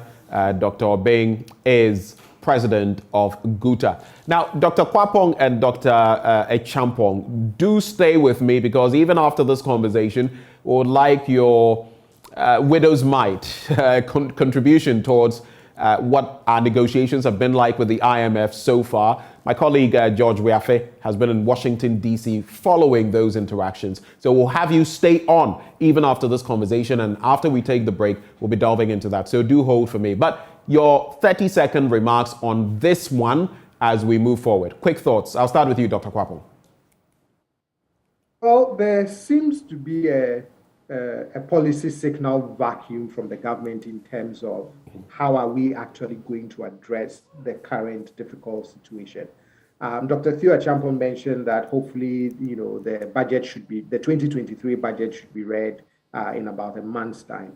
I'm hoping that between now and then, we will be able to see some very direct policy signals from the government in terms of exactly how it plans to address some of these key challenges. Right. Hopefully that would, calm the waters a bit and send positive signals to investors and other key stakeholders in the economy. But at this point, there's a vacuum, and I think that vacuum must be filled sooner rather than later. Thank you so much. Just hold for us. Don't you go away. Dr. Champong? Yeah, it's about the credibility of government policies and the signaling effect that John talks about. And to that extent, I would expect a couple more direct engagements by the finance minister, by other government functionaries. Just be candid on what they're doing and how they intend going about it. And the biggest one, of course, would be the 2023 budget, and to what extent, if any, that would be deemed as being credible by the markets. Gentlemen, thank you so much. I do hold for us, Dr. Champong, as well, as we return to have that conversation, broader conversation on the IMF, our negotiations with that outfit so far, and what the temperature is looking like, what the gauge is looking like moving forward. Will we get a deal? Will we not get a deal? What are the exigencies to take stock of? But we've been joined for this particular conversation by Dr. Joseph Obeng, president of GUTA, Dr. John Osai Kwapong, a CDD fellow, and Dr. Theo Champong, an economic risk analyst. Stay with us. When we return after the break, we find out about the IMF and what our expectations can be as a people in that regard. Do stay. We'll be right back.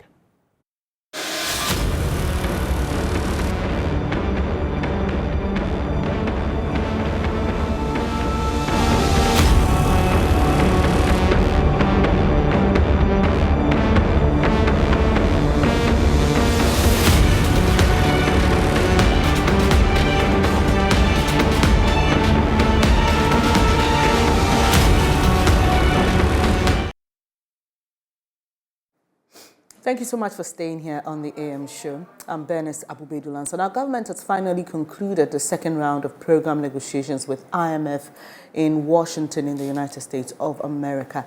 It, however, remains optimistic that it will be able to reach a deal with the fund for a program before the end of this year. Let's get on to Zoom and speak to my colleague, George Weafe, who is joining us live from the US for some details on exactly what happened. George, now, the big question is, will government be able to secure the deal by the close of this year?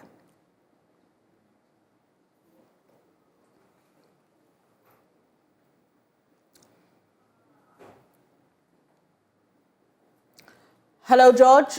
Sorry, we are unable to hear you. Hello, George.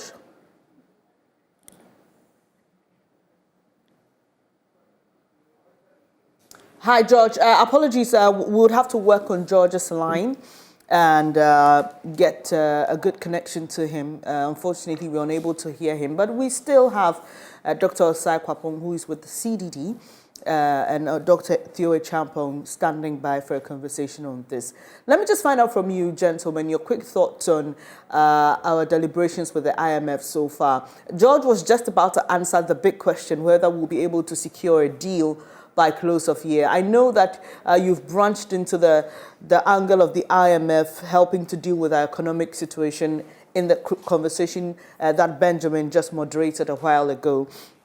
But we've heard from other experts who say, considering that the IMF is asking us to prove that we will be able to manage our debt properly before we will get a deal, and considering the bureaucracies that are involved in these kind of negotiations, it is not possible that we will get a deal by the end of the year. Let me just take your quick thoughts on that. Let me start with you, Dr. Theo Champong.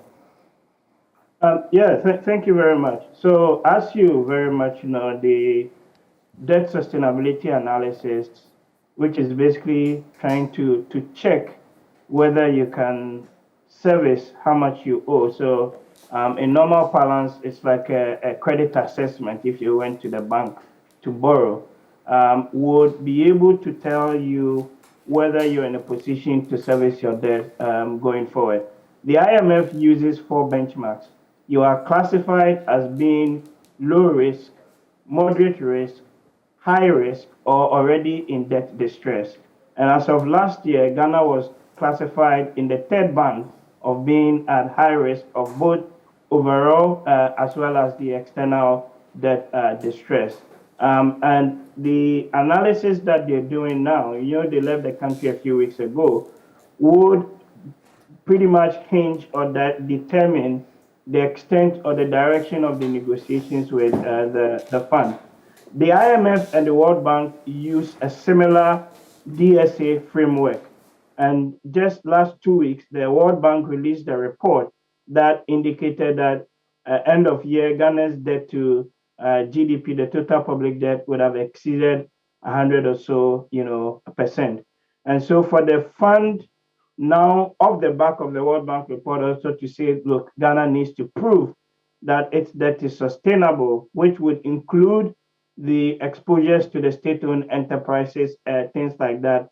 I think what that tells us is that as more data is actually being required or requested of the state agencies, and therefore the likelihood of concluding the deal before the end of the year probably might slip a little bit going into next year, because everything is really contingent on that debt sustainability analysis. And we've seen this in Zambia's case, where it took well over 2 years to conclude a deal with the fund off the back of a similar debt sustainability analysis and eventual sort of debt restructuring with some of the external creditors. Right. But for you, Dr. Osai Kwapong, what will your response be?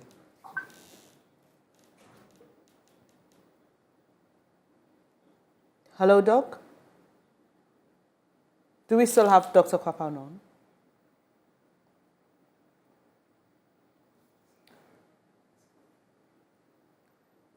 Hello, Doc. Can you kindly unmute so we can hear what you're saying, please?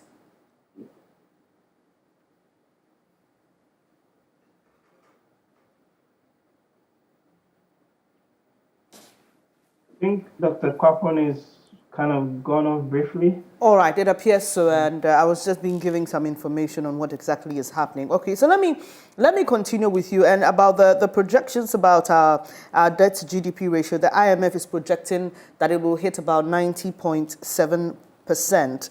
The IMF has also said that next year will be like a recession for most countries.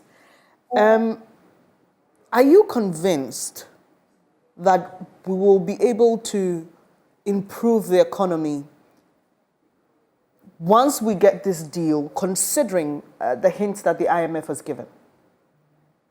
There are big headwinds globally, and many analysts, many of the big global banks, including the IMF, are forecasting a potential slowdown or recession at a global level next year.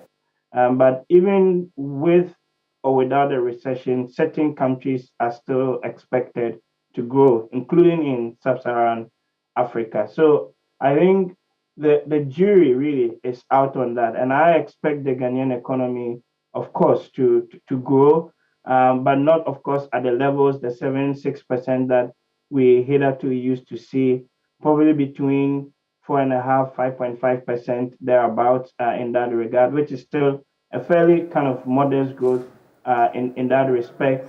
And that would also then be contingent on the actual package that we agreed to with the IMF. The IMF deal is not necessarily about the money that is going to come in, because we're not going to get all the $3 billion in one go. It's going to be in tranches, probably about $300 million at the go, and the rest will be contingent on how we meet the program benchmarks. But the most important thing that the deal would do is to send a signal to market players that we are wanting to turn the tide.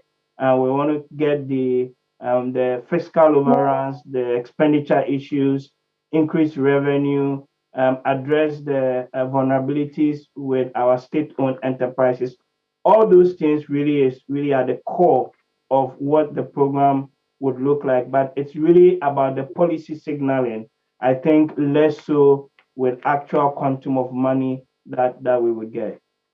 During the time we were informed about government's decision to go to the IMF, the Information Minister, Kojo Nkrumah, mentioned that this is not the only measure government is hoping to introduce to deal with our current economic crisis. He says, well, going to the IMF is just for balance of payment issues, but there were going to be other measures which include, revenue mobilization to help us deal with our current economic problems. For you, Doc, what are the homegrown issues that we must focus on? Or what are the homegrown policies that we must introduce to supplement the gains the IMF deal will give us?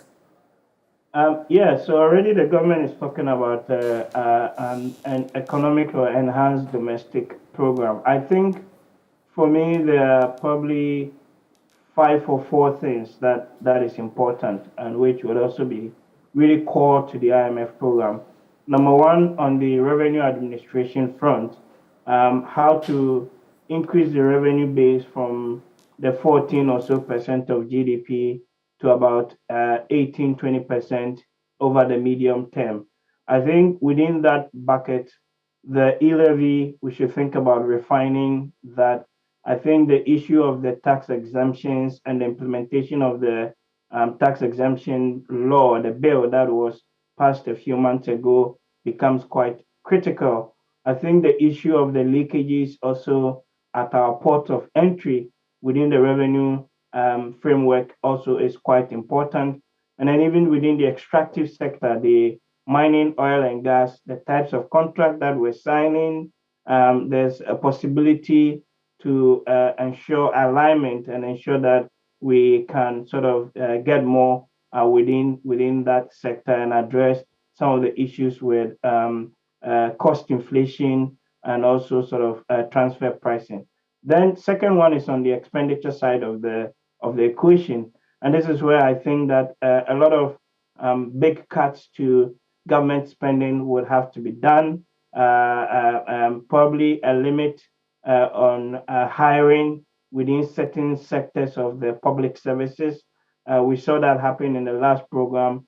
I think some of the flagship initiatives, probably there's an avenue to rationalize some of the costs there. And then importantly, on our state-owned enterprises as well. Third bit on debt management. Here, I think the discussion, as we already have seen, is about extending the duration of the amount that we owe or the total public debt, and there's negotiations on both the external and the domestic front in relation to that. But overall, it's about how to improve fiscal discipline, both in terms of budget transparency and budget credibility, and that's really going to be at the heart of our domestic program that we seek to implement, of course, supported by the IMF. Right, Doctor. Thankfully, we have George Riafe back on with us. He's been monitoring government engagement with the IMF in the United States of America. George, so the big question is, will government be able to secure that deal before the end of the year?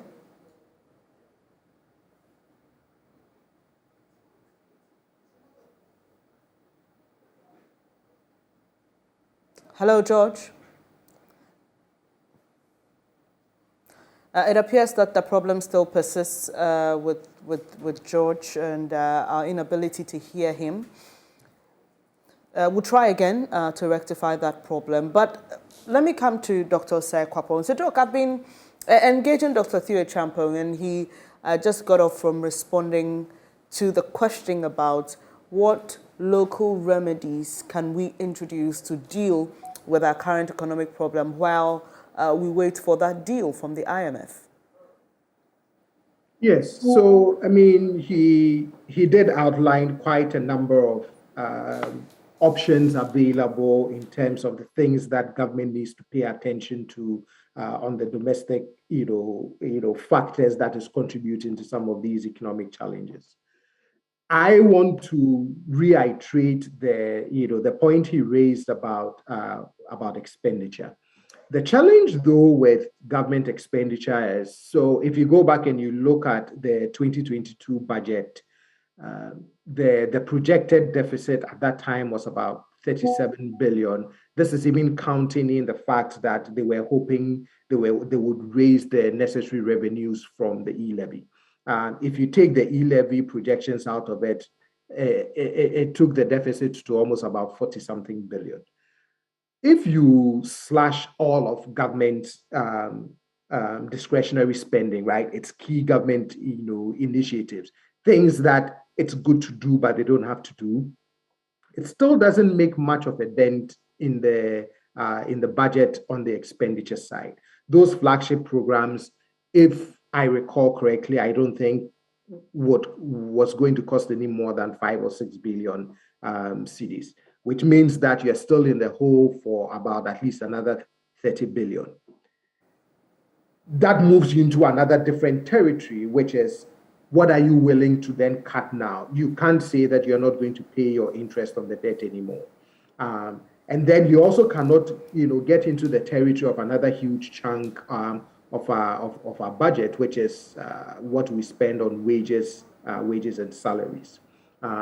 So the expenditure side will still be very difficult, but I agree with Dr. Theo that you still have to find a way to do something about that expenditure side of it. But you also cannot ignore the political consequences of cutting back on some of those things. But domestically, I would share Dr. Theo's sentiments of some of the things he's pointed out as it. Ultimately, I think there's also a political dimension to all of this. And by the political dimension, I mean, it is even how we manage citizens' expectations, how we communicate to citizens, in terms of this entire process, that I think would also be very important to be done on the domestic front, because these things would take us through a period of further pinch points before things could and could hopefully get better. And in that process, you cannot leave a vacuum in which you're not engaging citizens and trying to make sure that you also smooth their pain through even regular conversations, regular updates. Because at this point, there's a sort of a vacuum that makes you say to yourself, we're facing all of these challenges, and what is actually being done. I'm sure in the background, the negotiations are going on, the conversations are going on, but there has to be a public face to all of this that assures citizens that the government is in tune, is attentive, is paying attention, and is working on doing something to address the current challenges. And I think for me, that is also part of what we have to do on the domestic front as we engage in these IMF negotiations. Earlier this week, President Akufo-Addo spoke in Kumasi, and he mentioned that, this is one of the, he admits that this was a hard decision to take, going to the IMF, and he spoke about what he believes is the main driver for what we are suffering here. He says that the prices of crude oil on the international market is affecting us woefully and adding to our economic woes. What beyond that do you expect? The president has given a hint of how he feels about the whole process, but because of what you said earlier, I'd just like you to give us further details on what exactly you mean by the citizen must be engaged in the entire process.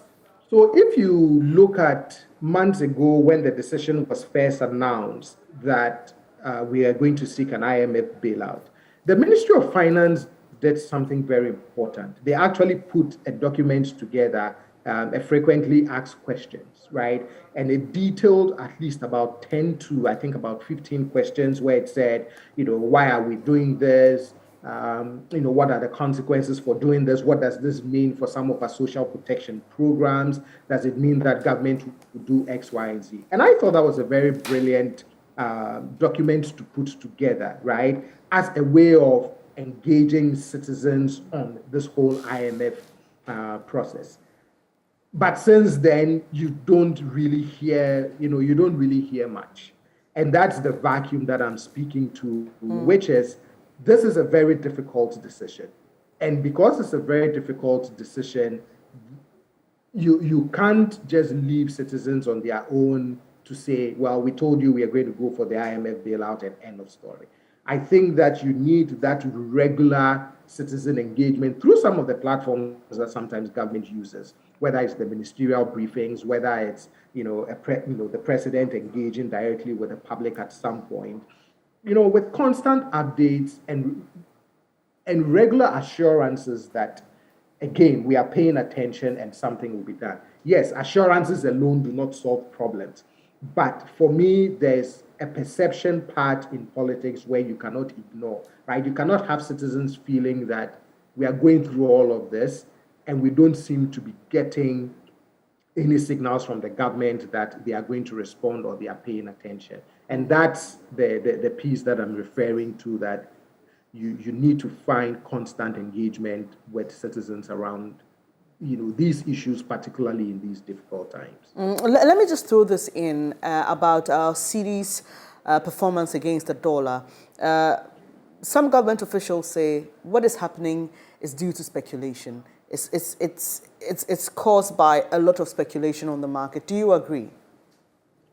I'm sure there's an element to that, but I think for me our exchange rate issues also boils down to a basic issue of demand and supply, right? If you have strong demand for the dollar and the supply of the dollar is not meeting that, then obviously you should expect that the exchange rate would go up. I'm sure on the currency market there's some speculation that goes on, right?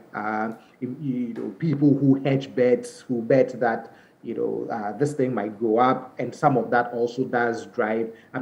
All of those dynamics, I'm sure, drives the currency market. So there's a bit of that also that fuels the exchange rate. But I think ultimately it's more of a demand and supply issue. And if the supply side is not strong enough to meet the demand, then you run into the sort of situation that you run into. As I previously mentioned, there are times where when there is inflow of dollars, it does tame the currency market a little bit. But this time, I'm actually not observing that impact from the loan facility we got a couple of months ago. I think it was KDB. And then the announcement of the cocoa board syndicated loan with the opening of the new cocoa season. I'm not seeing a dent in that. So that becomes a little worrying in terms of what exactly is going on. I think I saw a Joy report that also talked about a Bank of Ghana auctioning of dollars and the shortfall in terms of the demand. I think the demand for the dollars in relation to how much the central bank was able to provide, there was quite a gap of several, I think, millions of dollars or something, if I'm correct. So again, that demand and supply dynamic, I think, is what is really driving some of the movement in the exchange rate that we're seeing. Right. Let's now get some details from our business editor, George Riafe, who's been monitoring events in the U.S. for us between government and the IMF. Hopefully we'll hear him this time round. Hello, George. George, if you can hear me. Hello, can you hear me? Great. Thankfully we can. Just help us answer the biggest question on a lot of people's minds now. Will government secure the IMF deal before the close of the year? It's a billion-dollar question, Benes. And if you engage most of the officials from the perspective of the IMF, I mean, they are committed from their body language and everything. But if I should quote the director of the African department of the IMF, again, that will be dependent on government's willingness to implement those critical reforms that should come with the program. And therefore, if government is committed to undertake those reforms, and also what will be the outcome of the ongoing debt sustainability analysis, then maybe we could get a deal before the close of this year. So we are still not certain as we speak, and we are in the third week of October. Well, so behind the scenes, George, what has the IMF and World Bank officials, what have they been saying about Ghana and our program in terms of what you're picking, you know, off the record, not on record stuff?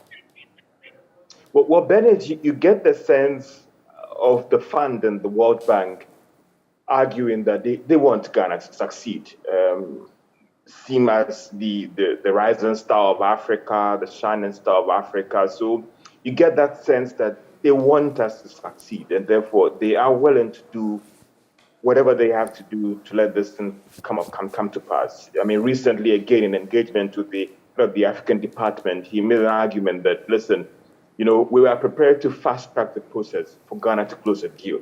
So these are what you get from them, their commitment for some of things need to happen. But the reality is that there are critical benchmarks or checkbox that we have to go through.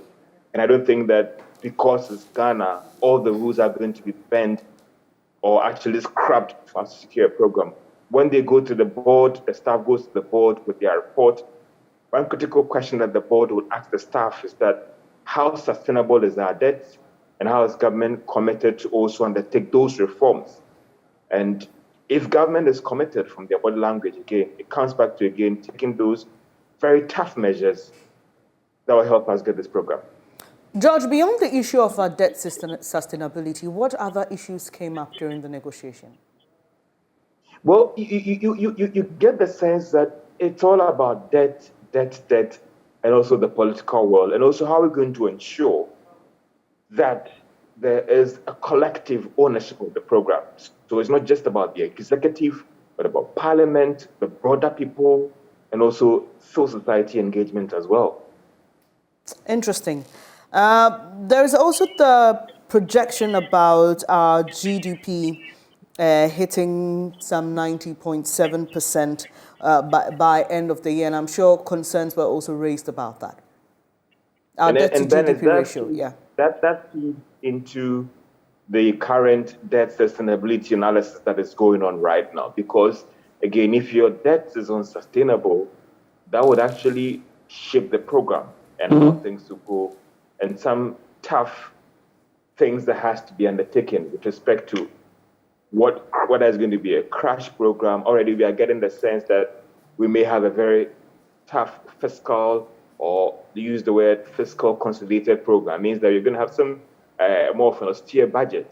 So that feeds into what will be the impact on our debt DSC that is currently going on if the fund is projecting that debt will hit 90% of our GDP, signaling some tough times for us going forward, Bennett. So what's next for government, George? Well, for the next is that the negotiations come back to Ghana. The finance minister at the Bank of Ghana is supposed to put together what they call a letter of intention, officially written to the managing director of the IMF. Now, that will state or tell the fund, what are your intentions? Why are you applying for this program? Again, what reforms are you prepared to undertake? And also you understand that a full economic document will be presented to the fund. That tells us the reform they are going to undertake. And so that is supposed to be done before the end of this month. And that will give us a better picture. And then there's one critical thing that we all are excited that there'll be more transparency. You and I are going to get more details on our economy that we're not used to be getting. And just like what Dr. Tio Champon said, it's not just about the about 4 billion that the fund is going to give to government, but also the commitment for some reforms that are going to be undertaken. The World Bank is going to come on board with some extra funds. The other donor partners are also going to come on board. So roughly we'll be hitting about $10 billion spread over these years. So that is what is next for Ghana. And again, the backstops of government about whether they are committed to undertake those reforms that will be associated with this program. George, the finance minister and his team were in the US. Were you able to get a word or two from them, especially on how this whole debt sustainability and expectations of the IMF will feed into our budget in November? Well, on the bit about the debt sustainability, anytime you throw that question to them, their response is that there's a DSA going on. Unless the DSA is completed, they wouldn't have any comments to make on that one. And it will be premature for them. That's the response they give you. On the budget spend, is what we can say is that the fund or the IMF will be heavy in this budget. Already we are getting the sense that it will be an austere budget, more of fast-tracking some fiscal consolidation program, and that is what we're going to be getting from the team that is working on the budget. Don't forget that the Financial Management Act, the finance minister is supposed to present this budget not later than November 31 to Parliament. And so we're going to see more of a hand of the IMF in this program or this budget. The finance minister will be laying to Parliament not later than 31st of November 2022. And George, finally, before I let you go, is the team aware of what is happening in Ghana while they are away, shops being closed due to the current economic conditions? And have you been able to get any reactions or response from any member of the team on this? The bit about the shops, because the team, we were on a separate mission. The delegates also doing their own thing. We didn't come to them. We came here independently. But what you get, the bit that I got to throw to the team has to do with the Ghana city. Okay. And one breath, they bring this IMF program on board. That is why they are trying to fast track the IMF negotiations. That the fund coming on board might help deal with this problem.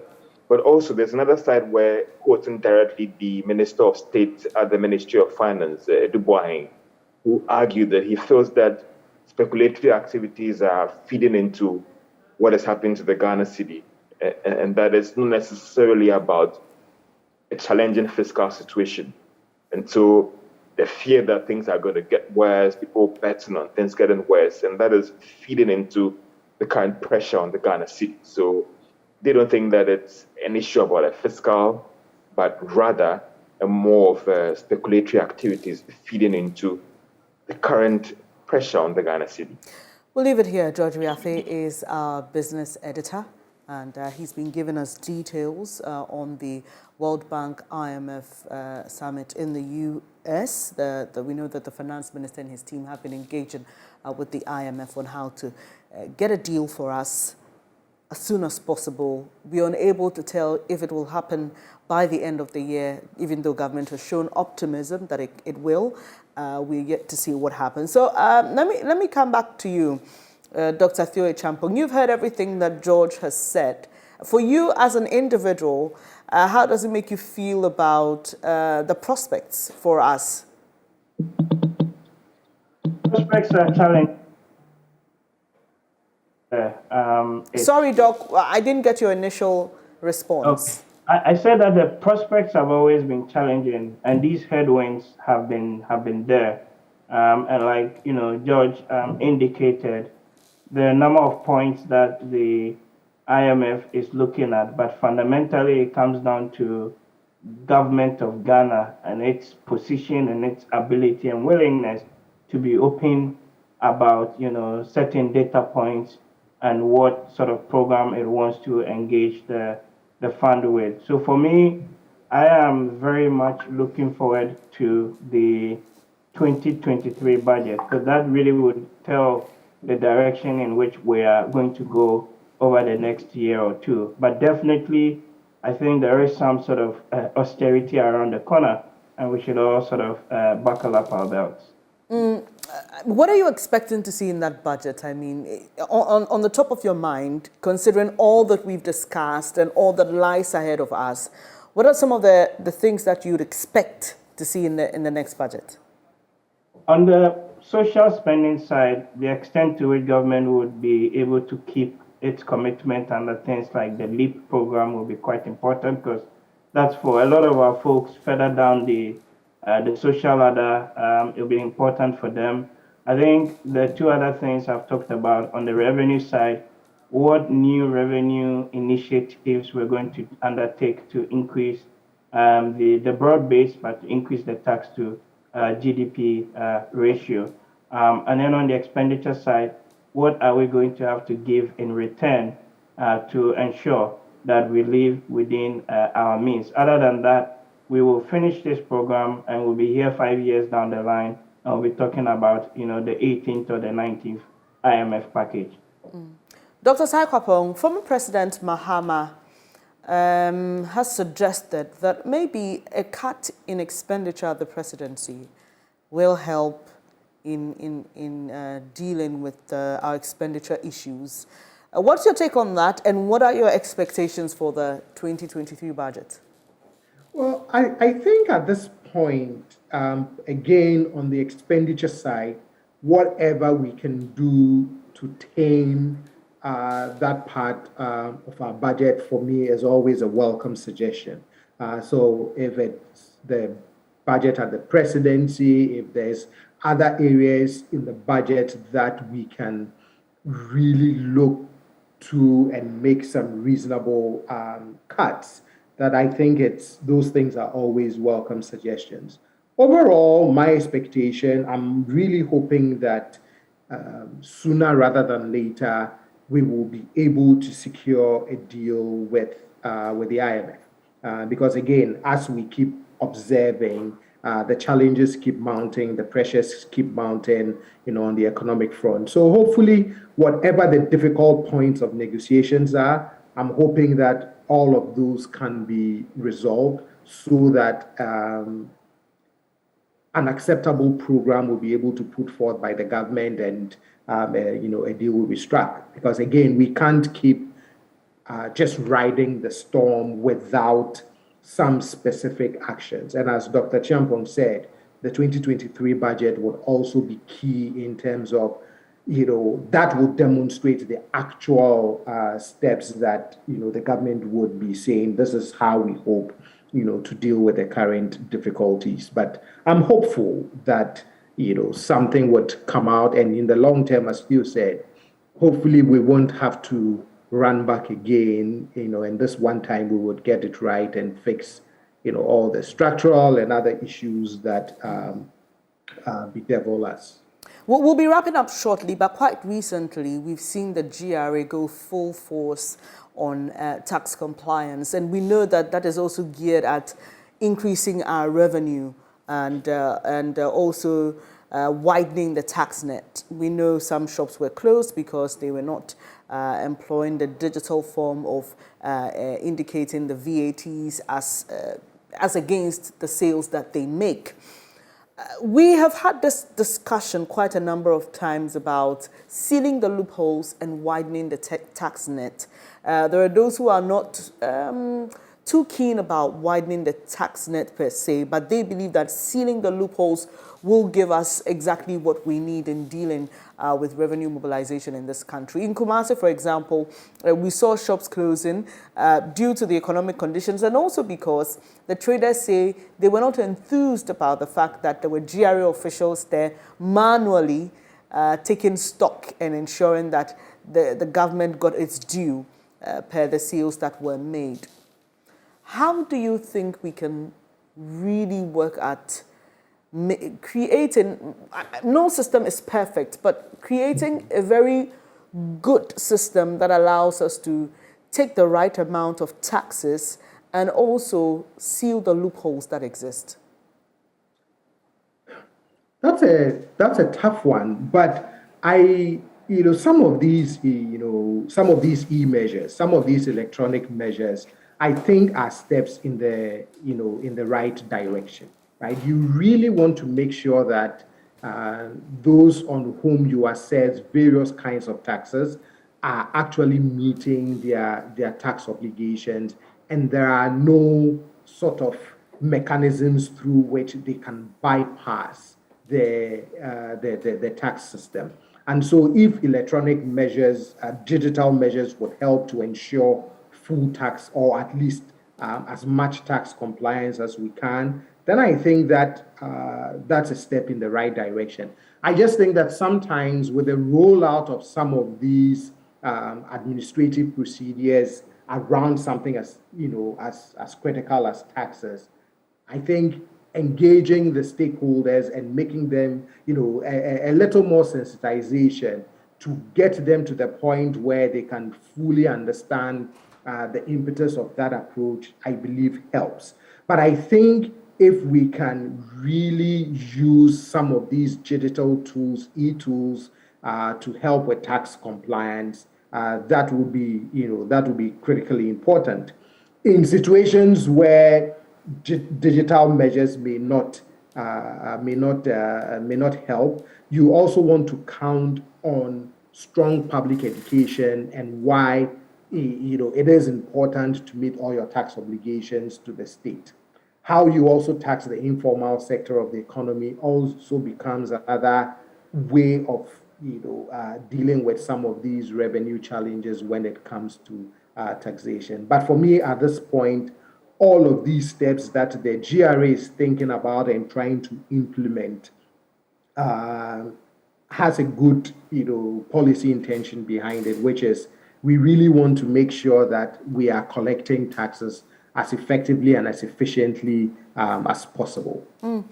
Doc, it's interesting you bring the bit on digitization because that's where I was going to next. This government has been very forceful on that drive, and we were told, digitization was supposed to help us deal with some of these issues. And also on the issue of gathering data, I remember in one of his public speeches, the Vice President mentioned how important data was to policy creation and where we meet ourselves. Considering that earlier in that conversation with Benjamin, we mentioned the issue of the policy rate being increased and how that was supposed to solve a problem, and we're still having that problem, indicating that it is possible that we misdiagnose the problem.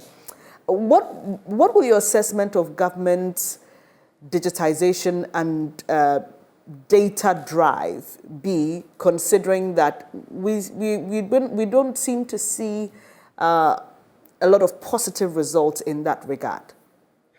Well, some of these initiatives also do take time to realize its full benefits. So I think it's a right approach. If you can really employ the tools of digitalization, there's a lot of benefits that you can reap, into an economy. So you have to sort of give it some time for it to, quote unquote, fully work out. On the data piece, you're correct.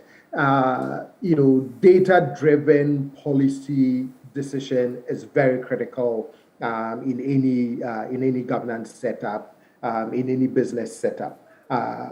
And I know that, for example, the central bank's approach to the monetary policy rate is driven by its concerns about inflation.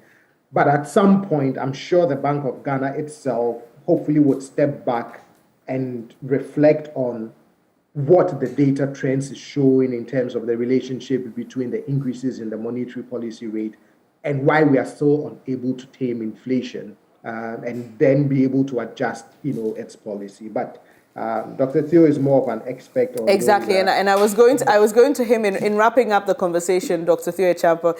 Dr. Osai Kwapong has thrown this ball in your court, but help us understand. I mean, Dr. Osai Kwapong says, "Oh, this will take a long time for us to reap the benefits." But what is your assessment of our data and digitization drive in helping to deal with some of our economic issues that we suffer in this country? Yeah, I mean, we agree across the board that it's a step in the right direction. I think we actually have seen some positives already. If you look at what's happening at the DVLA passport and a few other places which in the policy balance, we call it pockets of efficiency. You can actually see in a few places that drive, beginning to actually yield results with the IGFs, the internally generated fund that these organizations are collecting. But the bigger issue is really the harmony or how the policies are synergized together at a much broader level.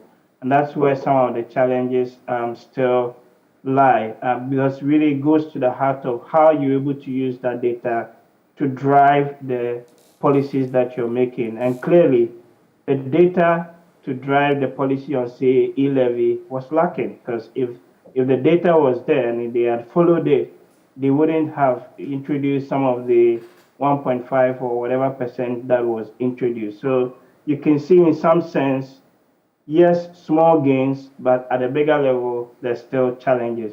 You see that again with even the, the mobile number registration thing that is going on. The SIM card re-registration. Right, where the national whatever authority that has the mandate to print the Ghana card. National Identification Authority, NIA. Identification is still not done. It's a process that's ongoing. But we want to use a very hard administrative fiat to say that if you haven't registered your number by a certain timeline, then you're going to be cut off from the network. So you see a lot of policy inconsistencies, incoherence across the board. And lastly, when you now talk about using that data to drive the tax mobilization effort, I think there are two things there. Definitely, we need to increase the tax compliance, but we also need to expand the tax base, particularly those within the informal sector of the economy. And that is where that data collection becomes really, really key. So things like the Ghana card and linking that to your tax registration and all of those things within a much bigger ecosystem becomes important. But it's about synergies, and it's about ensuring that the policies are not implemented, one, in an ad hoc manner, and then number two, doesn't disenfranchise a segment of the population that you want to help in the first place.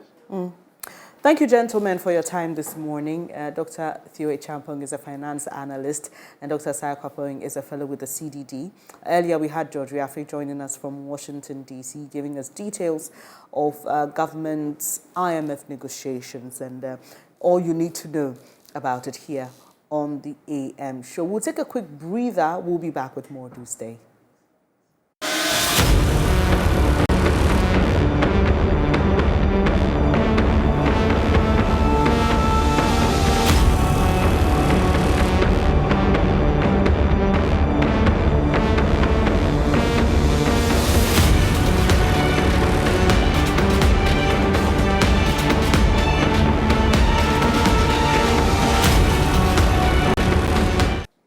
Thank you so much for staying here on the AM show. It's 20 and we are back at the Opera Square. Yesterday I was there to assess day one of the closure of shops by members of GUTA. This morning my colleague Michael Ashale is there for us. Hello Michael, what have you observed this morning?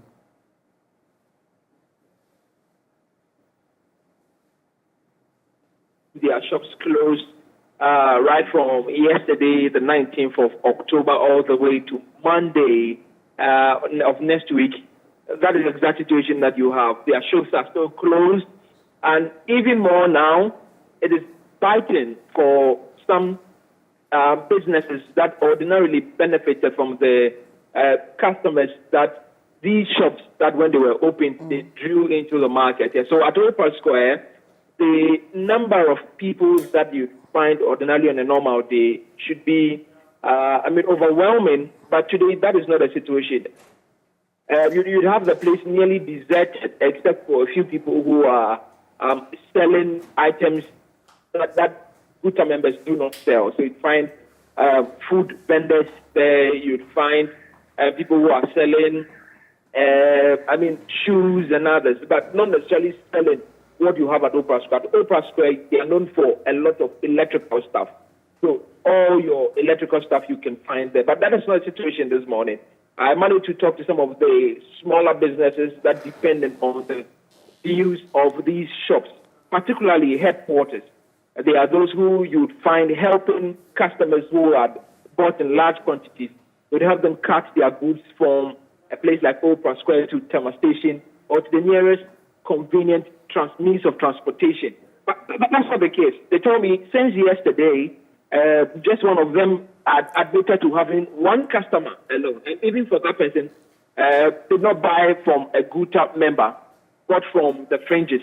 So she's the only one who would have said that she got business yesterday. Most of them tell me they haven't been able to get a single customer to help cart their goods from Oprah Square to the bus terminals. Today, they are unsure whether they should be working or not, but they tell me they're in the market with their fingers crossed, hoping that somebody will come and buy from the other people that are available. Again, there's a bus terminal there. The Metro Mass Transit is operating within that area. They tell me that the business is slow, that ordinarily you'd have people who have traveled from far and wide. But at the moment, they are greatly losing from the decreased number of people who are coming to areas like that where you find most of them operating. Again, for customers who managed to get something, there was this gentleman I spoke to, Peter. Peter tells me he, on a normal day, would have taken him, in his words, a twinkle of an eye to buy anything that he wanted to buy from that particular area, that is Oprah Square. But today, it took him hours to get a single person to link him to someone who can sell just an iron rod. Not an iron rod, the one that you bury in the ground when you build your house, that particular rod. So it took him a very long time to get someone to sell. Now, the startling part is that he says if he had bought it on Monday when the strike was not enforced, it would have been 80 Ghana cedis. 80 Ghana cedis. But today, he bought it at 130 Ghana cedis. That's a lot, given that he's paying 50 Ghana cedis more. Nearly half of how much he would have bought it if these shops were not closed. So customers are feeling the pinch. The others that managed to talk to me also tell me that it's actually very disappointing to come all the way from your house, hoping that the person that you've been loyal to, you've been buying from them consistently, would have at least understood your plight and shared you. But they've all been disappointed. They've been sent back home with nothing to buy, except for Peter, who was lucky enough to get someone. He will not disclose who that was, but he tells you that it was a huge struggle for him to get someone to attend to him at this moment in time. So it was difficult, I must say, for customers and those who are also benefiting from the boom of these shops that belonged to members of Guta Benes. Right, Michael, yesterday we know that the police was on ground prior to the IGP visiting the area. We're told that they were there to give security to persons who had closed their shops and other people who would have come through to buy items. Do you see police presence at the Oprah Square today? Yes, Ben, I can confirm that huge police presence here. Nearly every corner you find yourself in, there's a police or a man in uniform who's looking out for you. Most of them are there with their motorcycles. I mean, given that recently they were given donators a motorcycles. Nearly every one of them you find at a particular bus stop has a motorcycle that is looking on in the street. But like the meeting you mentioned from between themselves and that of the police and Guta. It was a matter of ensuring that the excesses of this exercise, that you have one group, though in the minority, saying that, well, we will not close our shops. The tendency for members of Guta to try to use force to get them to comply to what they have started, that is one of the things that the IGP, I understand, mentioned to Guta, that there should be no use of force in getting other people to conform, but rather it can only be conversational. And in the event that something like that happens, then men like what is deployed on the grounds today will be the men to enforce the law, to arrest any such person who decides to use force to and make sure that individuals are conforming to this particular strike action. Again, let's not forget that Dr. Joseph Obeng is the president of Guta, says that there was no use of force to get people to comply. It was only out of the free will of the people that decided to embark on the strike. So again, it should be that anybody who decides to join or not join should be allowed to do whatever they so wish to do at this moment. So the police, yes, they are on the ground, making sure that there's nothing of a clash or a commotion on the ground this morning. Michael Ashale there, joining us from the Opera Square in Accra, giving us details of what the situation is like this morning with regards to closure of shops by members of Guta. He reports that it's more deserted than it was yesterday. As you would expect, yesterday was the first day. Some of the people I engaged said they were lurking around to monitor what the situation would be like. There was a gentleman I spoke to who was there to trade. He had heard in the news that the shops were going to be closed, but he says he thought it was a joke. But it appears that the message has gone down well, and people are just avoiding going there. Quite a few people were still optimistic that the people they engaged in business with regularly may make an exception for them, but that's not the case. And Guta and its members say that they really want to send this message across to government about their unhappiness about this current situation. So quickly, it's now time to take your thoughts and comments on major issues in the country. We'd like to hear what you have to say about Guta's decision, also because there will be definitely a ripple effect, which we'll all have to endure till Monday when the shops are opened. And also, when you get onto our Facebook pages, I beg your pardon, there are a couple of posts there that we'll be taking your responses to about the World Cup and what Ms. Efie Ankara has been saying about sponsorship of supporters. Also, former President John Dramani Mahama has been speaking about that unfortunate incident which involved a man jumping up off a high-tension pole. And he has been advising that suicide is not the option.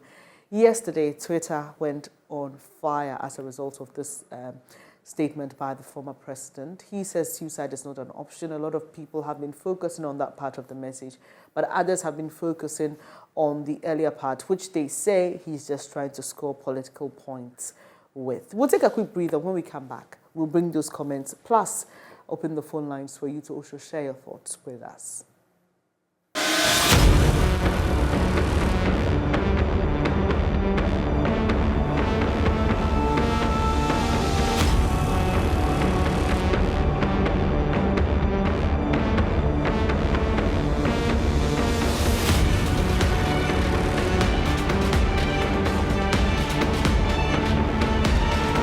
Thank you so much for staying here on the AM show. Time now to take your comments. But before we get onto social media, we have our first caller. Simon is joining us from Brekum. Hello, Simon. Let's hear you. Yeah, hello. Good morning. Good morning. Please, we are having a big problem. And you know what? The president has lost control of everything. Because taking into consideration this Guta situation, I think the dollar is 1 cedi. 14 cedis to $1. As I speak with you now, some of us, those of us are into business. We are suffering and struggling to survive. As I speak with you now, this morning, price of cement has been increased. Additional 12 cedi has been added to the already 75 cedi. Business are collapsing, and government cannot sit up and look at all this. Now the government, excuse my word, is in how do you call it, arrogance of power. Wherever the government goes, his speeches go to Kumasi. People were asking, Nana, when you were coming, you said we should try you and see, and you are going to complete all our projects and our abandoned roads by the NDC government. So we have tried you, and we have seen nothing yet. What are you doing about that? Look at the speech and the answer that Nana give to them. Look at and listen to the speech and answer that Nana gave to them. That I did not force you, and I will not force you to go and vote for me. I don't care. Such thing does not frighten me. But when you were coming, you were begging us, try me and see, and I will solve your problems. Today, you have not been able to solve our problems, and we are asking or we are demanding for answer. Look at the answer the government gave us. This same government went to North and a presenter asked him, Nana, the people are calling for reshuffle of your ministers. He said those people calling for reshuffle of my ministers are jobless people. Is Amakuba a jobless man?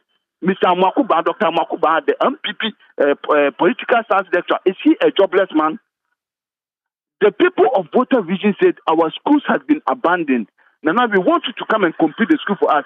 And he said, if you can go and do them yourself.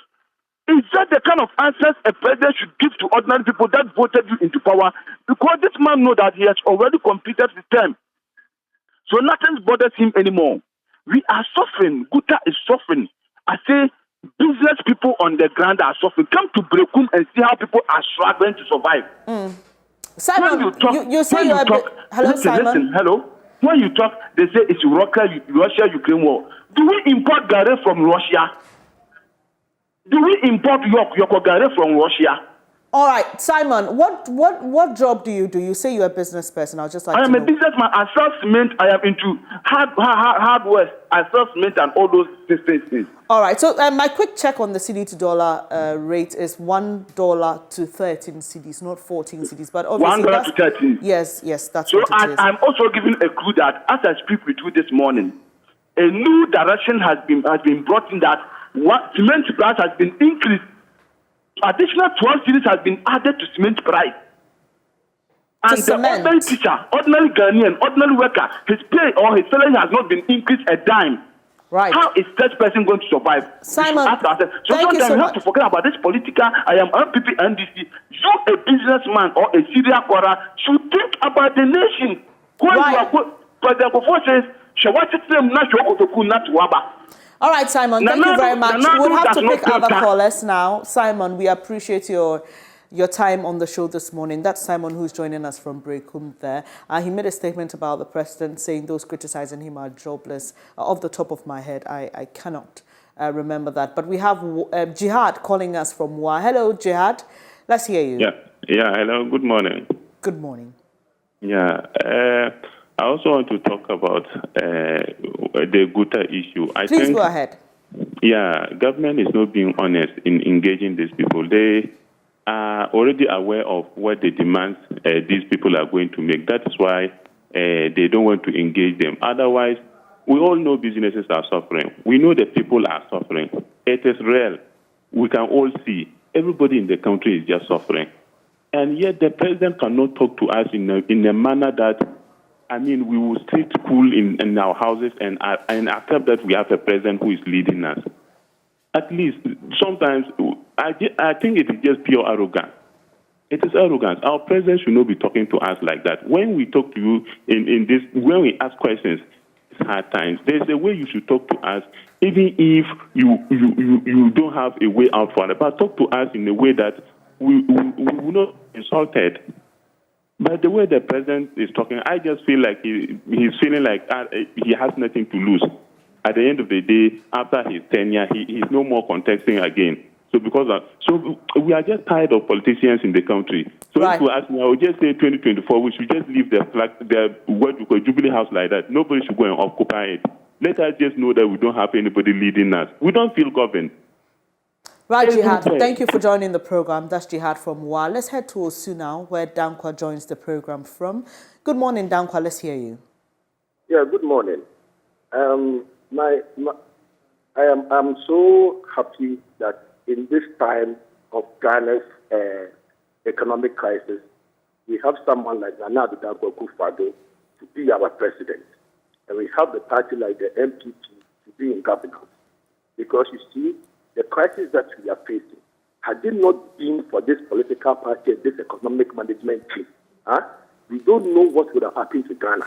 We have had a series of governments. We have experienced different economic regimes.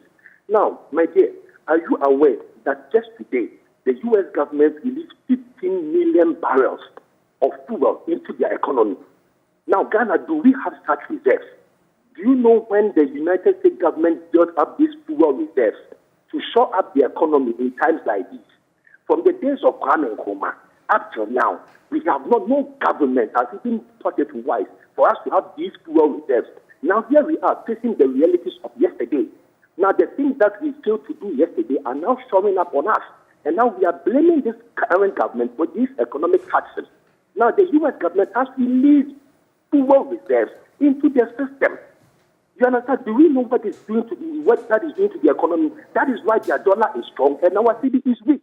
So if we are looking at the problem just because of what we are facing today, then we are not being real. People like you and I, probably when you have the benefit of television and then journalism, to really try and educate the masses on the realities on the ground. People talk about Ukrainian-Russian war, and then you ask that, do we import Gary from Russia? No, we do not. But let me tell you, majority of the flour that the world, Ukraine supplies majority of flour to the whole world. So if you eat bread this morning, some of the flour is coming from Ukraine. So if you don't know how these things are affecting us, please let us educate ourselves. Thank you very much. Thank you very much. So I'm told by my colleagues in the business field that what happens when the U.S. does what you've spoken about, release these millions of barrels of oil into its economy. What happens is that it affects the world price market. Then it reduces.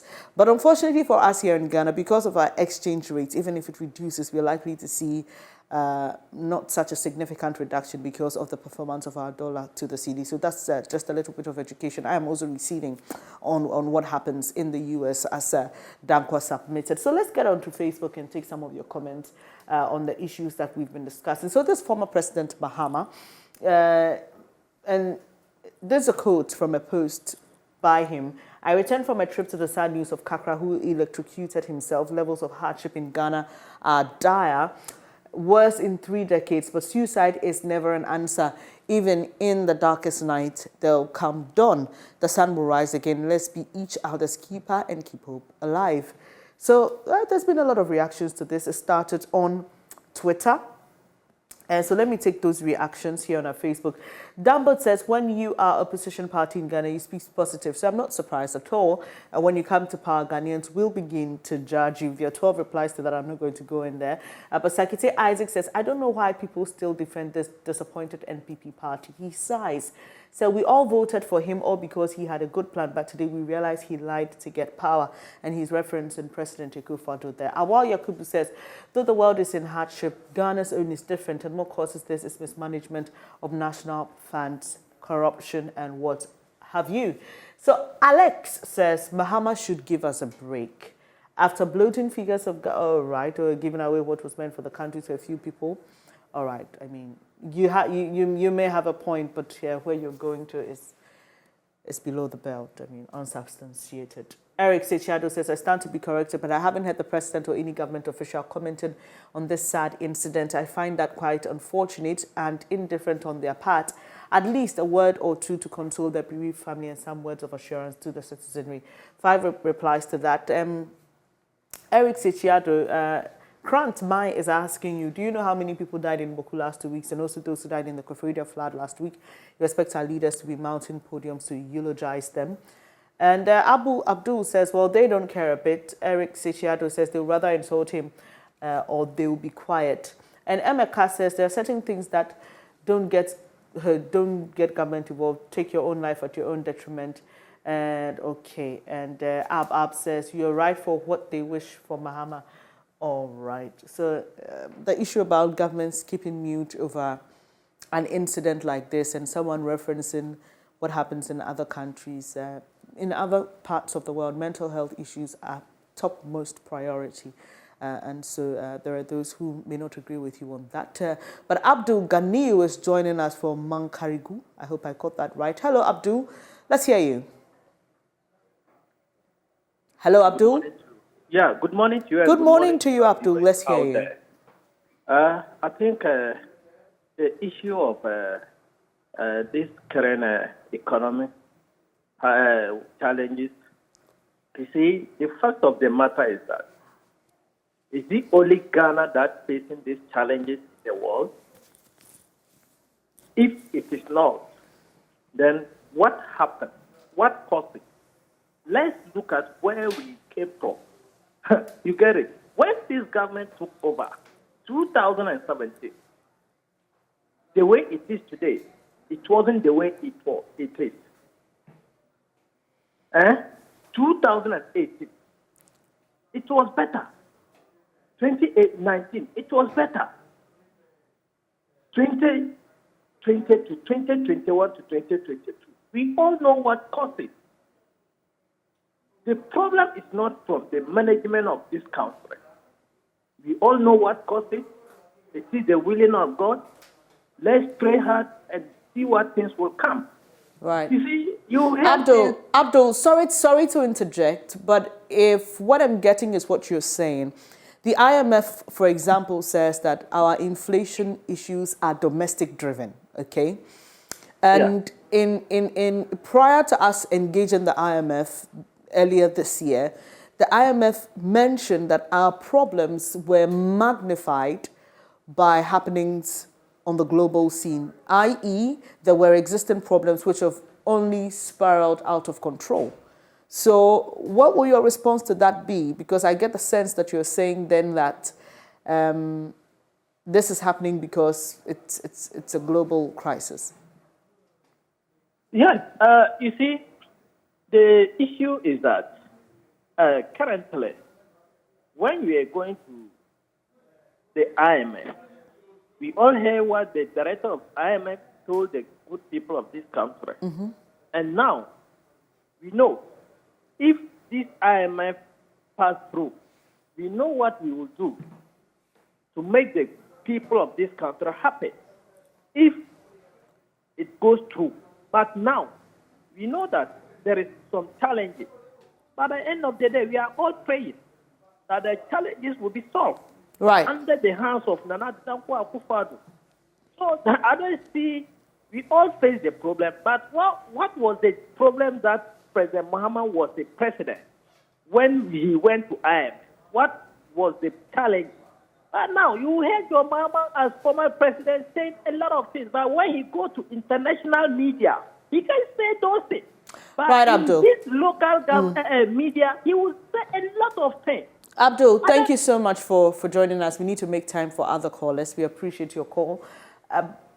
Let's get back onto social media on Facebook. Here's an interesting one from Gabi Ochretako, who is a member of the governing NPP. Now, he says the NPP shouldn't play the politics of equalization with the NDC on inflation, interest rates, and cedi depreciation. The world is facing an economic crisis like never before in peacetime. Ghana has been hit very hard because our economic recovery was being delicately managed pre-COVID. All right, so there are responses to that. Jerry says, who in his right frame of mind will compare an inflation of 16% in 2016 to 37% currently, dollar to cedi of 4.2 in 2016 to 13.2 at present, petrol and diesel at 14.7 in 2016 to 60 and 72 at present. The list is ended, Mr. Prime Minister. Where are your solid economic team members? All right, so the point Mr. Asare Ochredaku is saying is that there's even no point of comparison. That's what he believes. And Jonah says, AMA arrested an ECG car because of expired papers. As they reached the AMA office, ECG discovered illegal connection there. I'm just trying to figure out what Jonas means by that. Abdullah says, we know how to bring back the economy, quote unquote, and that's referencing one of the key points by the president during one of his addresses to the nation during the COVID era, where he was encouraging people to stay safe because, according to him, or quoting him, we don't know how to bring dead people back to life, but we know how to bring back the economy. Bewa says, they will soon tell us the death of Jesus Christ and Muhammad is the cause of Ghana's economic. Oh, really?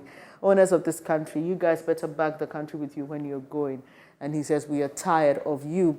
Eugene joins the conversation from Koforidia. Good morning to you, Eugene. Let's hear you.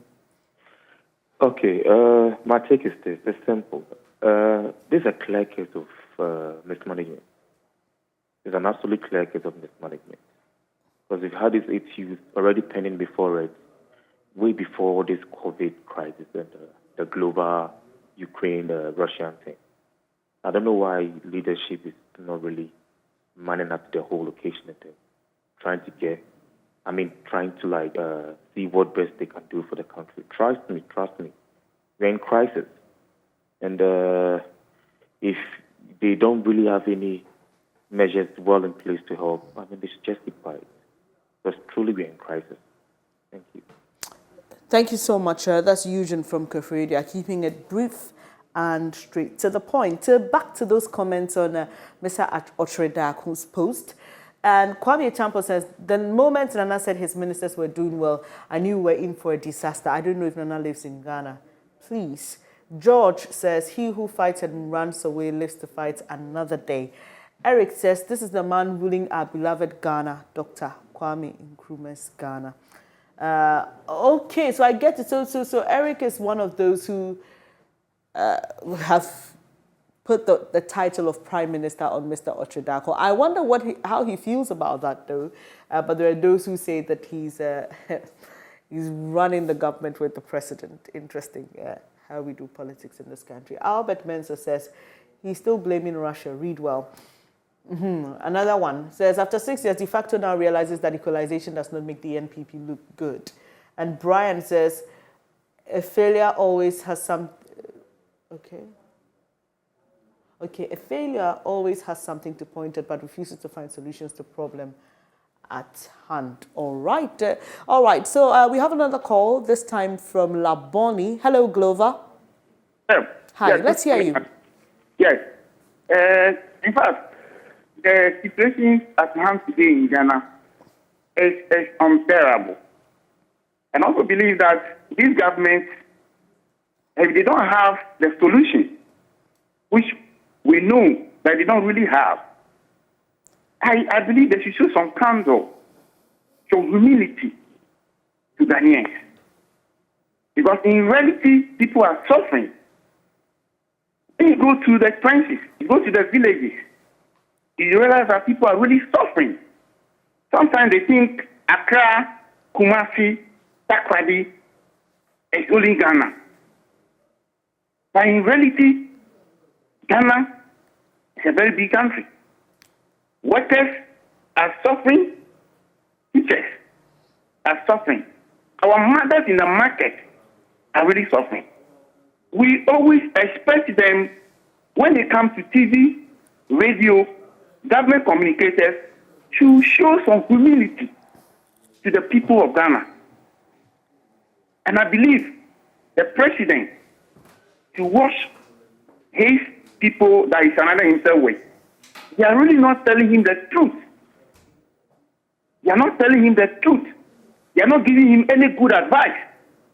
And I believe the president should sit back, analyze things, where he is coming from, and what we have gotten to take a drastic decision and fire most of the people who he surrounded himself with, so that he will take a decision that will be a beneficial to the people of Ghana and himself, because his legacy is more important.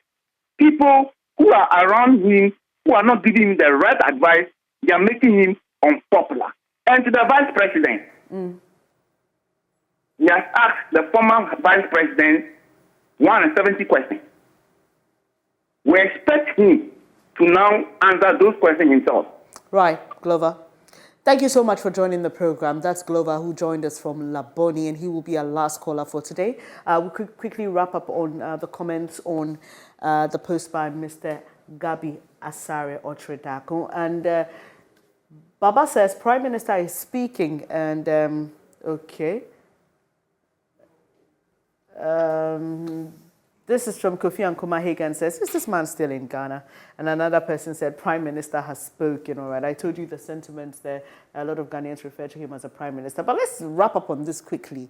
A former Minister of Youth and Sports, Elvis Ifri Ankra, has asked the government not to spend resources on sponsoring supporters for the FIFA World Cup under the current economic circumstances in the country.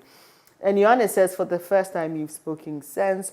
And, okay, another person said government has already said it. Watson said, good statement. We don't have the money for supporters to go and use our tax money to buy only one coconut for $100 in Qatar.